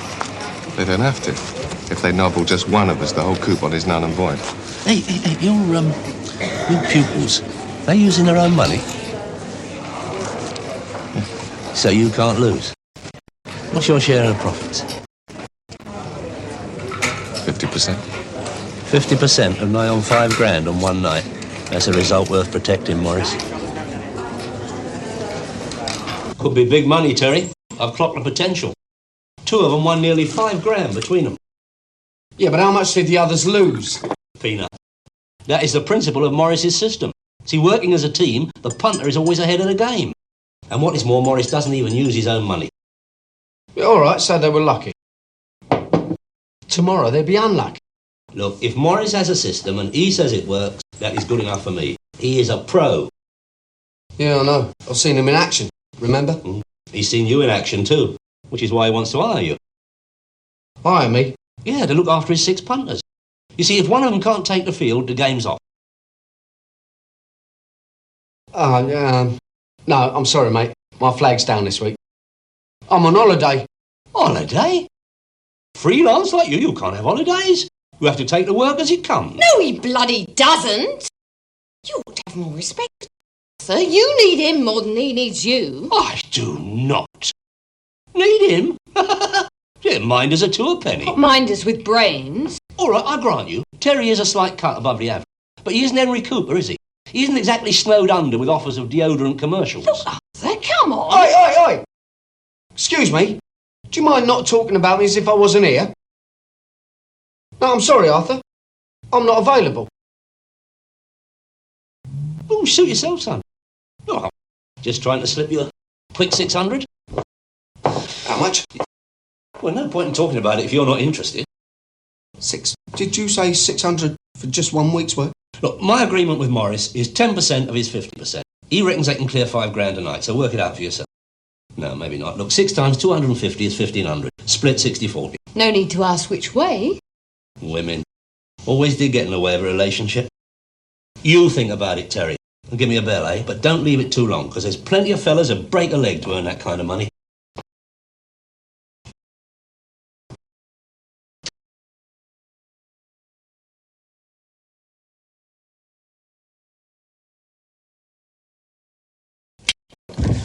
It's 4 o'clock. Where the hell have you been? There was a shocking accident down the Beaumont. Morris, you promised.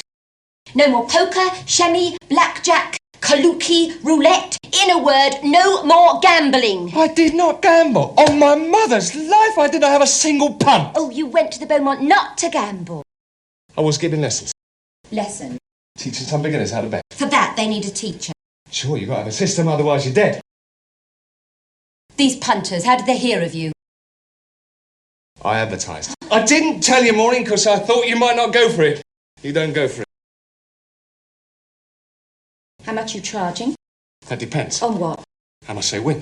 Suppose they lose? I guarantee results. Like you've guaranteed results at Crockford? That was a dry run. This is for real. So you are still gambling? With other people's money. Maureen, I have to make a living, haven't I? Are you sure you haven't been out with some bird? No. This is kosher. My word of honour. It's going to get me out from under. Well, just as long as there's no one else I have to get out from under.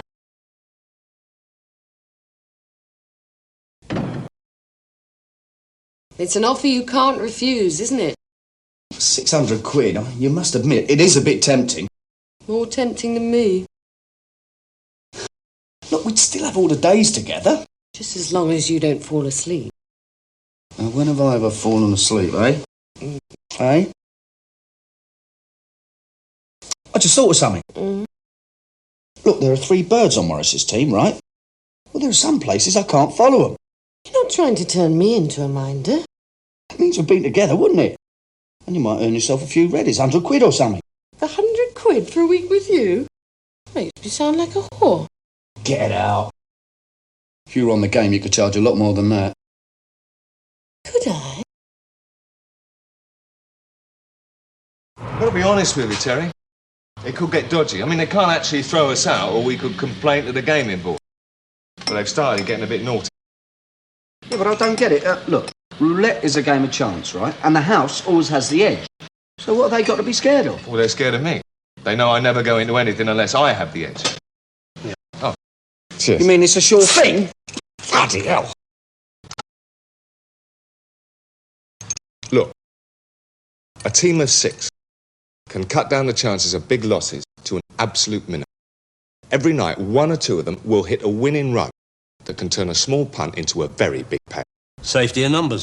I've spent a lot of time and effort on this system, Arthur. Now I want a result. How long do you want? A week. I'm not greedy. I just want a fair return on my investment. And that manager, Parsons, he don't like losing. And already he's seen enough to know he's on a hide into nothing. Try another club. No, it's too late. The word will have gone round by now. They refuse us membership besides. Besides what? I owe him one. First he bars me from his poker tables. Now he's putting the frighteners on me punters. And they're getting a bit nervous, you mean? Well, it'd feel better if they had some protection. Right. You need some evening schmutter, Terence. I might be able to help you there. Oh, I've got that blue suit of mine, that's all right, isn't it? You can't wear that whole thing. No, you want a proper DJ. Bow tie, you know. Look, I've got a consignment of DJs here, just in from Czechoslovakia. Get your jacket off. I'll rent you this one cheap. You'll rent it to me? Well, with an option to buy, of course. Here, I'll try that on for size. Hold on. Get a mirror, would you, Morris? Yeah. Ta. What about Penny? No doubt you've got a concession of evening gowns from Romania. Funny you should say that. I know where I can lay my hands on a lovely little creation. One of next year's Paris collections. Next year? Yeah. Fella knows a fella. Been working there for months making copies. Look at that. Look at that, Terry. That could have been made for you. Ace. It was a bit tight. Yeah? No, it's the way you're standing. Stand up straight. That's it. That's it. Lovely. There you are. Nice shirt to go with that. What do you want, flat or frilly?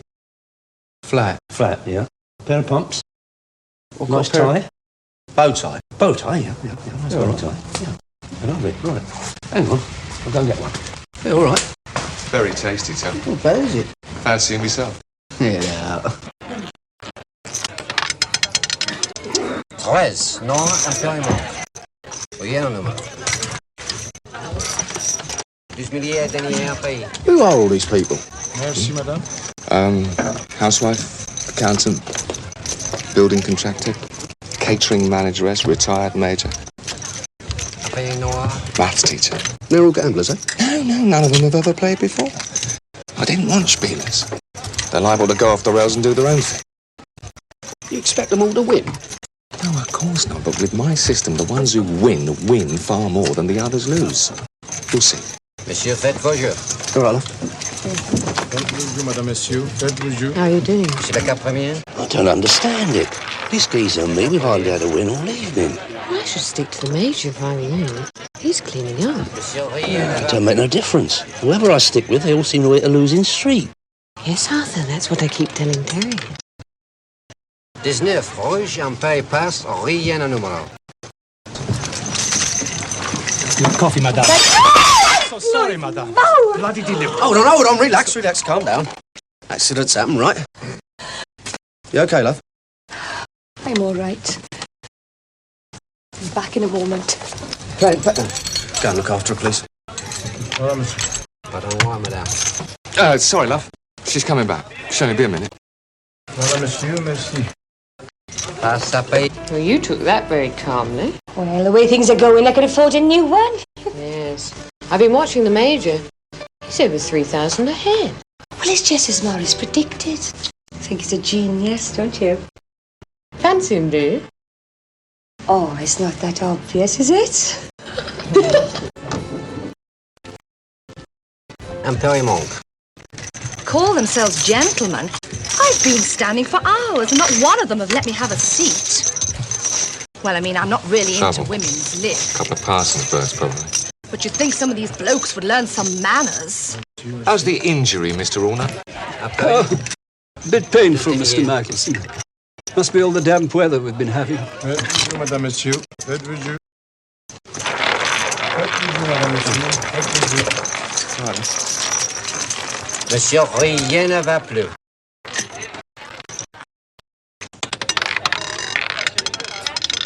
Ça rentre, rien. Un pays passe. Mr. Michelson, would you mind taking over from me just for a moment? Yes, all right, mate. Quick as you can, eh? Excuse me, Sancho. Not your territory, this, eh, Major? I beg your pardon? Take my advice. Quit while you're ahead. That way you stay healthy. Were you threatening me? Just trying to save you some grief. Look what happened to America when she tried to fight on someone else's ground. I shall report you to the manager. What's your name? Waste of time. Pulling rank won't do you no good in here. Then I'll complain to the gaming board. Oh, I shouldn't do that, Major. Got your address from the membership book. Be making some inquiries. Your old lady. Drives a Ford Cortina, right? Registration number SHV 876R. Fell in the garage, told me the brakes were a bit dodgy. Wouldn't surprise him if she had a nasty accident one of these days. And if she does, we'll know who it's down to, won't we? Who are you? I am the Major's Batman. I do all his dirty jobs. Yeah, well, I was just saying, you should take the money and run. Thank you, Major, if you don't mind. I need a little chat.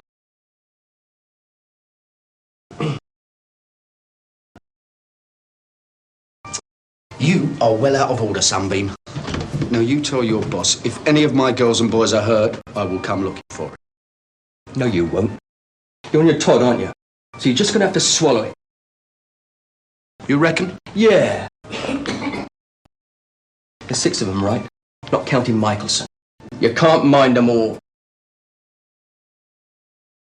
Just you watch me.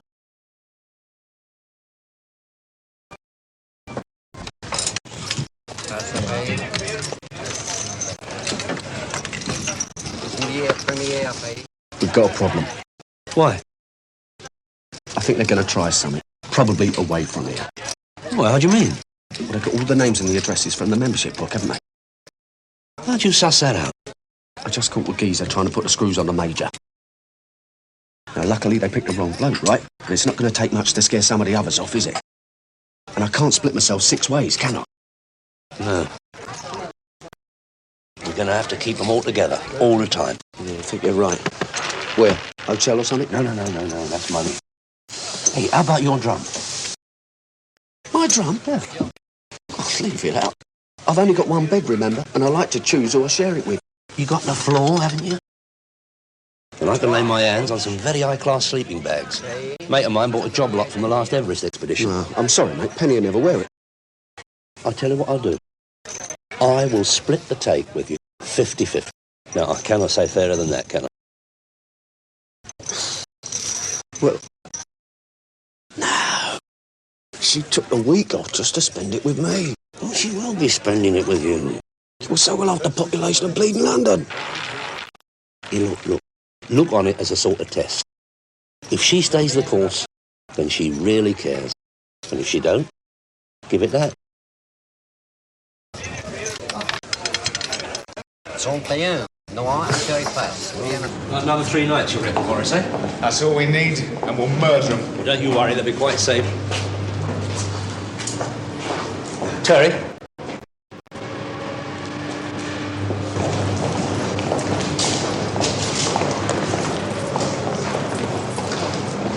Oh, dear, oh, dear. Ah, no sweat, Morris. By the end of the week, they'll be buying you a complete new motor. Hold on, no. Hang loose a bit, keep calm. Yeah, look after him, will you? You and Arthur. Tell I'll get a cab. You'll keep cool, Fetch eh? all your cars up and we'll go back in coffee. Morris, your lovely car. My Minnie's just outside. Can I drop you? Yeah, of course, mate. There's a phone at you get in 5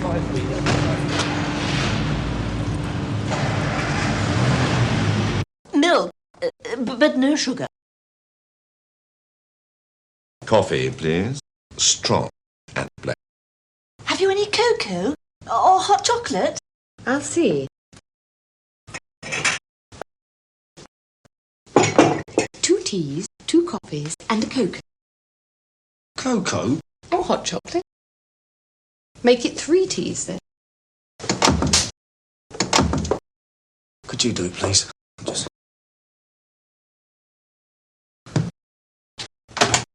Here you are, 6 sleeping bags, still in their original cellophane. Thought you said these were used in an Everest expedition. Yeah, well, I mean, they had to go to the cleaners when they come back from the Himalayas. I see. And this is the original dry cleaner's cellophane, is it? That's it, my son.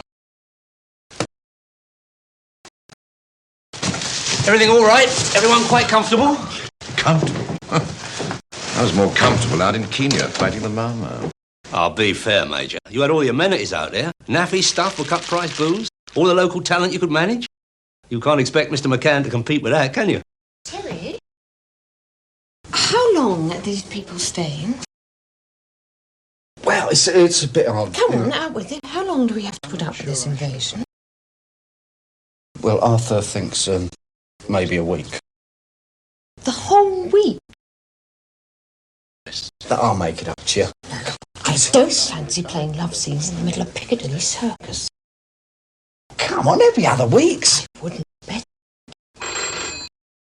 Oh, if that's anybody else wanting to make a reservation, tell them you've got plenty of room. There's a couple of inches you haven't let behind the record player yet. Isn't that key ready?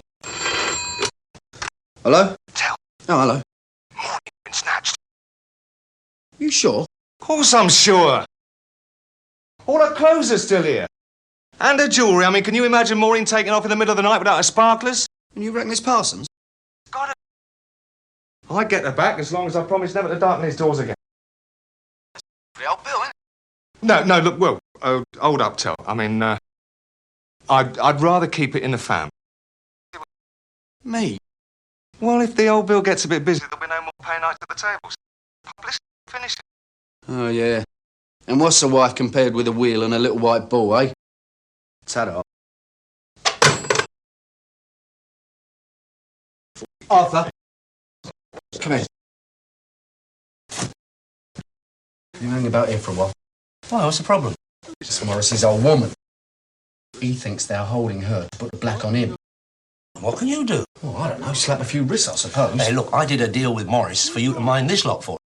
If you're going to go tearing around looking for Maureen, I'm going to have to renegotiate. That's right, Arthur. Yeah. And if I have to fish her out of the river, that's got to be worth another 10%, isn't it? Terry, where are you going? Oh, someone at the door. Hello, love. Come in. Come in. Just in...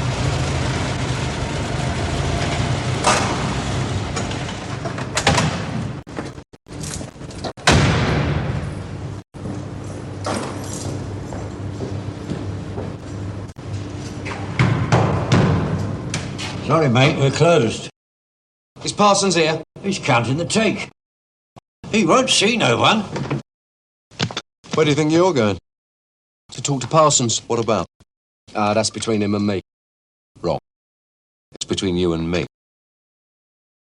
You say so. Hold it. Oh, you've got a nerve coming back here. We could really smack you around a bit. Know what I mean? Then hand the pieces to the old Bill. Nah, you wouldn't do that. Why not? You wouldn't fancy the scandal. What scandal? Terry McCann, hired muscle. Late of HM Prisons, comes barging into the club and tries to nick the take. In the ensuing struggle, members of the staff try to restrain him, and he breaks his arm. Nothing scandalous about that, is there? Oh, but it wouldn't only be my arm that got broken, would it? I mean, there'd be a lot of other damage. Oh, that's all right. We're fully insured. Even for kidnapping? What? You snatched Michelson's wife. That's why you can't call the old Bill. Well, sit down, Mr. McCann.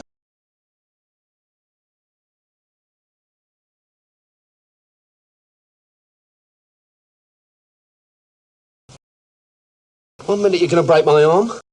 The next minute it's come and sit down. Now, what is your game? How'd you like to work for me? Why? Why? Because I pay damn good wages, that's all. What is the going rate for kidnapping these days? Suit yourself. Tell Michelson he can have his wife back if he takes his punter somewhere. She's okay, is she? Oh, completely unharmed. If your governor does as he's told, she'll stay that way. That's the deal, then? That's the deal. Right. Right! Now you tell your monkeys to back off or I'll break your neck. Do as he says! Come on, where is she? I don't know, honest. Are we gonna have to do this the hard way? I didn't even know she was missing till you told me. Look, McCain, we might go a bit over the top occasionally, but kidnapping, that's not our game. Take my word. Take his word? Why should we take his word? Because if it was him who snatched Maureen, he wouldn't have changed his story, would he? He'd want to keep the pressure on, right? So why wouldn't he tell us he was holding her? Maybe because you was holding him and he was a bit short of breath at the time. All he had to do was give me a false address and he was off the hook. No, I believe he's telling the truth. All right. So where is she? I'm sorry, old son, but that's your problem, innit? I've got to be getting back. Yeah, hang on a minute, Terry. I've got to find her and you've got to help me. Well, why not report her missing? Well, she's not missing, is she? Yeah? Well, I mean, not for certain. I reckon you and me, we could ask around a bit first, couldn't we? Hold on. What about that flat full of punters you've given me? Well, Arthur can look after. Oh, look, that bird of yours, do you think... What's her name? Penny. Yeah, Penny. I mean, do you think she'd come round here and sit by her phone? As it happens, I think she'd do anything to get out of there at the moment. She's an old bat that Mo plays bridge with. She caught her husband in bed with the au pair, took him for the national debt. Now she carries on a one-woman crusade on behalf of the downtrodden wives of Hendon. Downtrodden? Look, no offence, Morris, but Maureen's about as downtrodden as Margaret Thatcher. Well, we've got to find out, haven't we? What? If Sadie's been putting a boot in.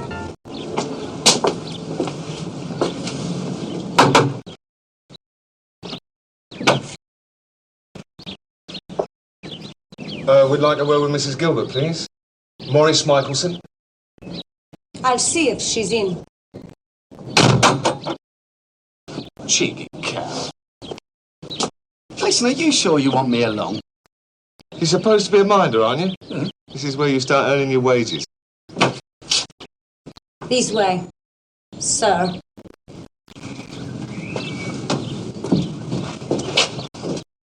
Sadie, long time no see. How you been? You're looking wonderful. Cut the crap, Morris.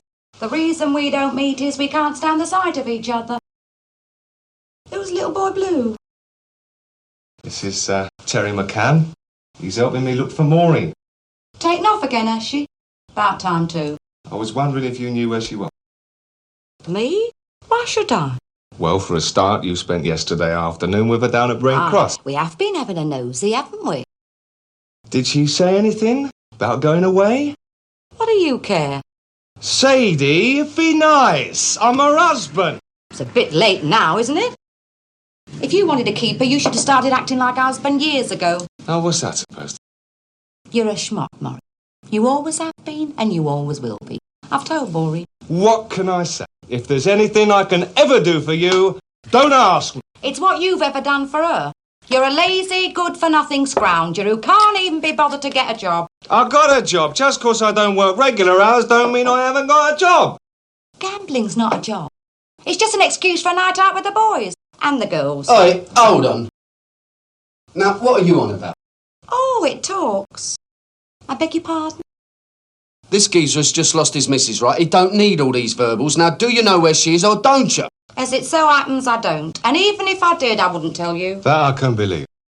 Look, if she's decided she's had enough, good luck to her. The best thing she can do is get a divorce. What, and take him to the cleaners like you did your old man? I think you'd better leave. I think you're right. Come on, son. She obviously don't fancy fellas.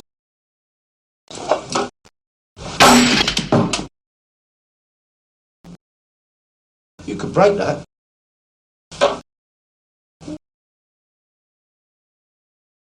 Woman? What's she sound like? If you'd sent that sort of message through the mail, you'd have to wrap it in a plain cover. But she didn't seem to be in any trouble. Trouble? If she could have reached through the phone, I'd be the one in trouble. It's got to be Mo. Yeah, but why'd she walk out like that? Did you have a row or something? Nothing important. She accused me of being out with a bird, but I told her it was strictly business. She believe it? Yeah. I mean, she wasn't too pleased when she heard what her business was, but... Well, I said I've got to make a living. So the last time you saw her was when she left for Brent Cross, right? Yeah. Where she met Sadie, who probably told her you were no good. Yeah, she's heard all that crap before. That's no reason for her to suddenly go on the missing list. 12.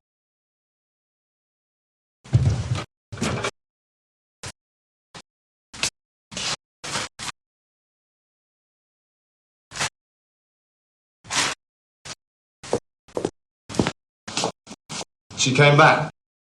She came back after I left for the club. Hold on. Look, if you're thinking of leaving someone, you don't go shopping, bring the gear back and then leg it, do you? Why not? Hold on. What? I've just remembered where I've seen that Sadie before. Where? In the club last night. Sadie? Yeah. Well, she's no gambler. She's always telling Maureen it's a mugs game. How about this? Maureen meets Sadie at Brent Cross, right? Maureen goes on about she thinks you're up to naughties. Sadie wants to play detective. So she goes down the club, sees you leave with the Welsh bit, phones up Maureen and tells her she's wrong. This Sadie. Big, brassy woman, mid-40s. 100. She came into the ladies when Jackie and I were talking. She must have overheard what we were talking about. Well, what were you talking about? Maureen. And how she fancied him. Oh, my God. That still doesn't explain why all her stuff is still here. I mean, where can a woman go without a change of clothes? Nudist colony? No, sorry. Close. The Grange! The what? The Grange! It's a health farm near Arkley. Maureen goes there when she's depressed. Ah, there you go then. No. There you go, my son. You're going to have to bring her back to me. Listen, you can explain to her that there is absolutely nothing between me and that bird. I mean, maybe she'll listen to you. Yes, you tell. No. Manage that, can you, Terry? Just describe the relationship between you and me. She'll get the picture. Come on, Penny. Listen, there's no need for you to throw a moody. Well, feel like a trip to Arkley. Never know, I might even treat you to a sauna. Sweet of you, Terry. All I need is a bed. A single. See what you've done, Morris? Started a bleeding epidemic. After you've heated it up, then you let it cool down. And then when it really starts to congeal, can you use pistachios instead of strawberries? I'm mad about pistachios. Oh, yes, I suppose you could do. You'd have to chop them up very fine, of course. Then you could spike the vanilla with a little kirsch. Oh, shut up! I beg your pardon? I came here for some peace and quiet, not to listen to a couple of pot-bellies rumbling. Excuse me, ladies, I just want a quick word with Mrs. Michelson. That's it, son. You take her home to Dad. This is no place for skeletons. Can we go somewhere and... Look, you're wasting your time, Terry. Morris wants you to come back. He's ever so upset. So upset he sent the office boy. He had to go to the club, look after his punters. That Welsh tart, you mean? She's the one he's looking after. He's not chasing that bird, honestly. Sadie got it all wrong. You talked to Sadie? Yeah, right mixer that is. I suppose the voice that answered the phone at my own home was a recording. Nah, that was Penny. Penny? That's my bird. She was just answering the phone while we went to Brent Cross. To look for me? Yeah. You got a motor, Terry? Yeah. No need to hang about then. Well, what shall I tell Morris? Tell him I'll be back tomorrow. Terrific. Monsieur, rien ne va plus.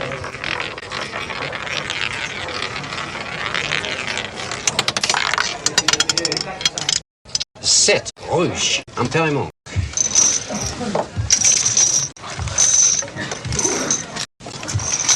Carré. You shouldn't have sent Terry out of town, Morris. You really shouldn't have. I mean, who's going to look after this lot if there's any bother? There won't be any bother. If they start anything, then no Terry will come looking for them. That'll be a lot of use to us with our legs in plaster, won't it? Arthur, relax. You're insured against minor injuries, aren't you? You have got no priorities, Morris. That is your trouble. There's plenty of time to go looking for your wife when all this is over. No point in leaving your investment unprotected. It is not unprotected. We've got you, haven't we? Hold it, sunshine! Anything wrong? Not many. I've seen kids do it better than that. I don't know what you're talking about. No. Get your coat off. Don't be funny. Mr. Parsons. Yes, Mr. Michelson.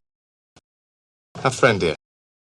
He's got 1,000 chips up his sleeve. He took them from the top of this lady's pile. I want him searched. Now, look here. Just a moment.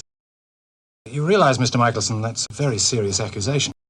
And if it proves to be unfounded, this gentleman could sue you for slander. I will. I didn't ask for legal advice. I asked to have him searched. Very well. Shall we do it in the office? Please continue, ladies and gentlemen.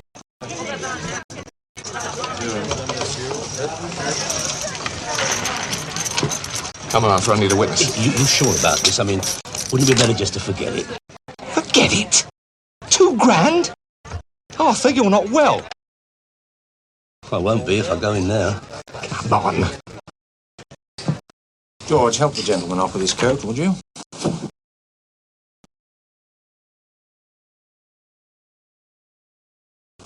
Now, Mr. Michelson, you say this gentleman has chips up his sleeve. Which one? The right one. Roll up your sleeves, please.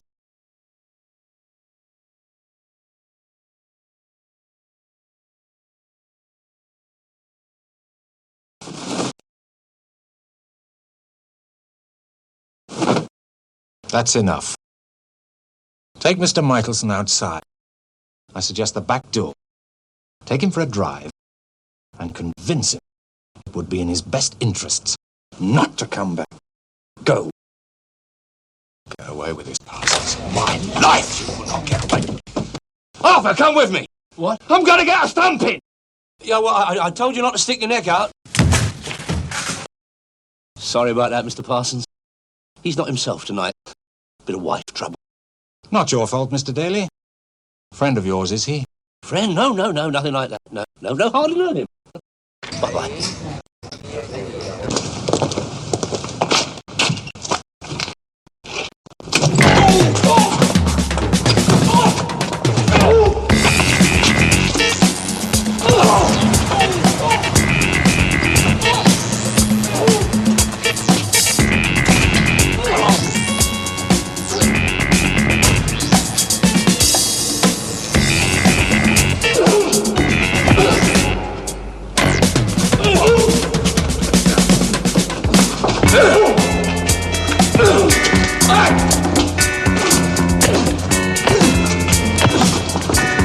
Joe, be careful! All right, now!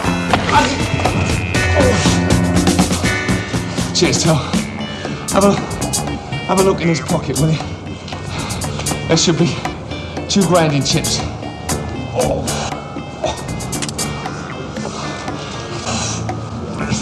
Right. Nice. Bloody amateurs trying to con a pro.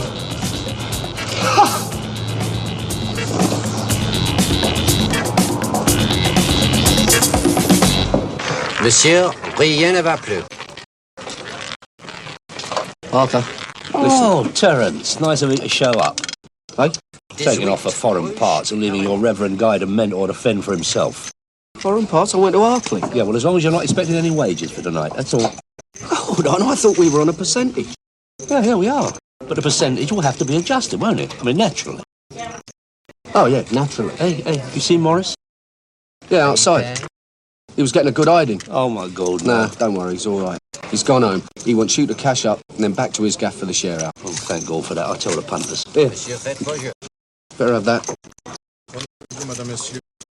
Good boy. That's why we get on so well together, you and me. We can trust each other. 10.5 from the other 2 nights. That makes 27 grand. 13.5 is mine, and 13.5 split 6 ways is 2,250 each for you. Mr. McCann, if you would do the honours. Thank you. Thank you very much. Good night. Thank you. I'm sure they'll all agree with me when I say that we've had the time of our lives. Well, that's lovely. That is lovely. Good night. Thank you. Good night. Good night. Good night. Good night. Thank you very much. You know, I still don't see why we can't go on. Well, Major, as the Duke of Wellington said when they done their brains, put the boot in. Maybe we'll get together again sometime. Yes, maybe. Do you gentlemen need financial guidance? Just give me a bell. Any hour of the day or night. Here we are, my dear. It's Arthur Daly, your 24-hour man. Good night. Here we are, my dear. Goodbye, Morris. Pity we couldn't finish what we started. For you, it's a pity. For me, it's muscle. Good night. 10% of 13.5 grand, 13.50, right? Right. What's 50% of that? Hold hard, young Terence. Oh, here we go. What's that mean, then? Well, it's always hold hard, young Terence, when it's time for my wages, isn't it? Listen, I did £1 grand at the tables. That's down to you. What you talking about? That's legitimate expenses. I had to do a bit of punting while I was supervising the operation. Supervising? Watching them raking the chips? Oh, that's bleeding hard work, isn't it? And another thing, you didn't turn up tonight. I turned up in time to save you £2 grand. I'm not saying you was wasting your time. But what you was doing was a favour to Morris. And I reckon he should foot the bill. Fair enough. If and when she comes back, it's worth a cup. It's worth a time. There you are, there's another one. 200 quid for 2 days' work. You can't grumble, son, can you? Stick with me, I'll make you a millionaire. I don't think I could afford it, Arthur. Eh? If I ever got my hands on $1 million, I'd still end up owing you 2. Terry, almost forgot. That bird of yours. Left your note. Oh, have a listen. Dear Terry, I've decided to take myself off the sick list. My doctor's been so busy he's been unable to give me his undivided attention. So I'm off to the north, where they take better care of their patients. Pen. Well, what can I tell you? Win some, you lose some. Cheers, Del. Cheers.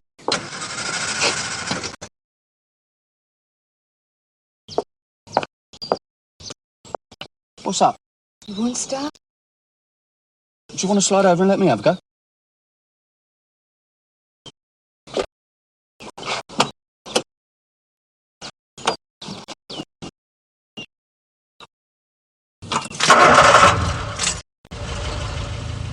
It's funny, I haven't got the knack, I suppose.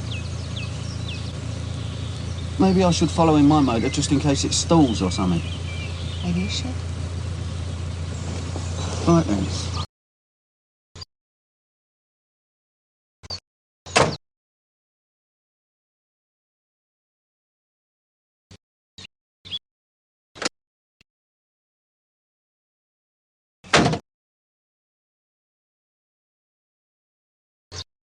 You lose some, you win some.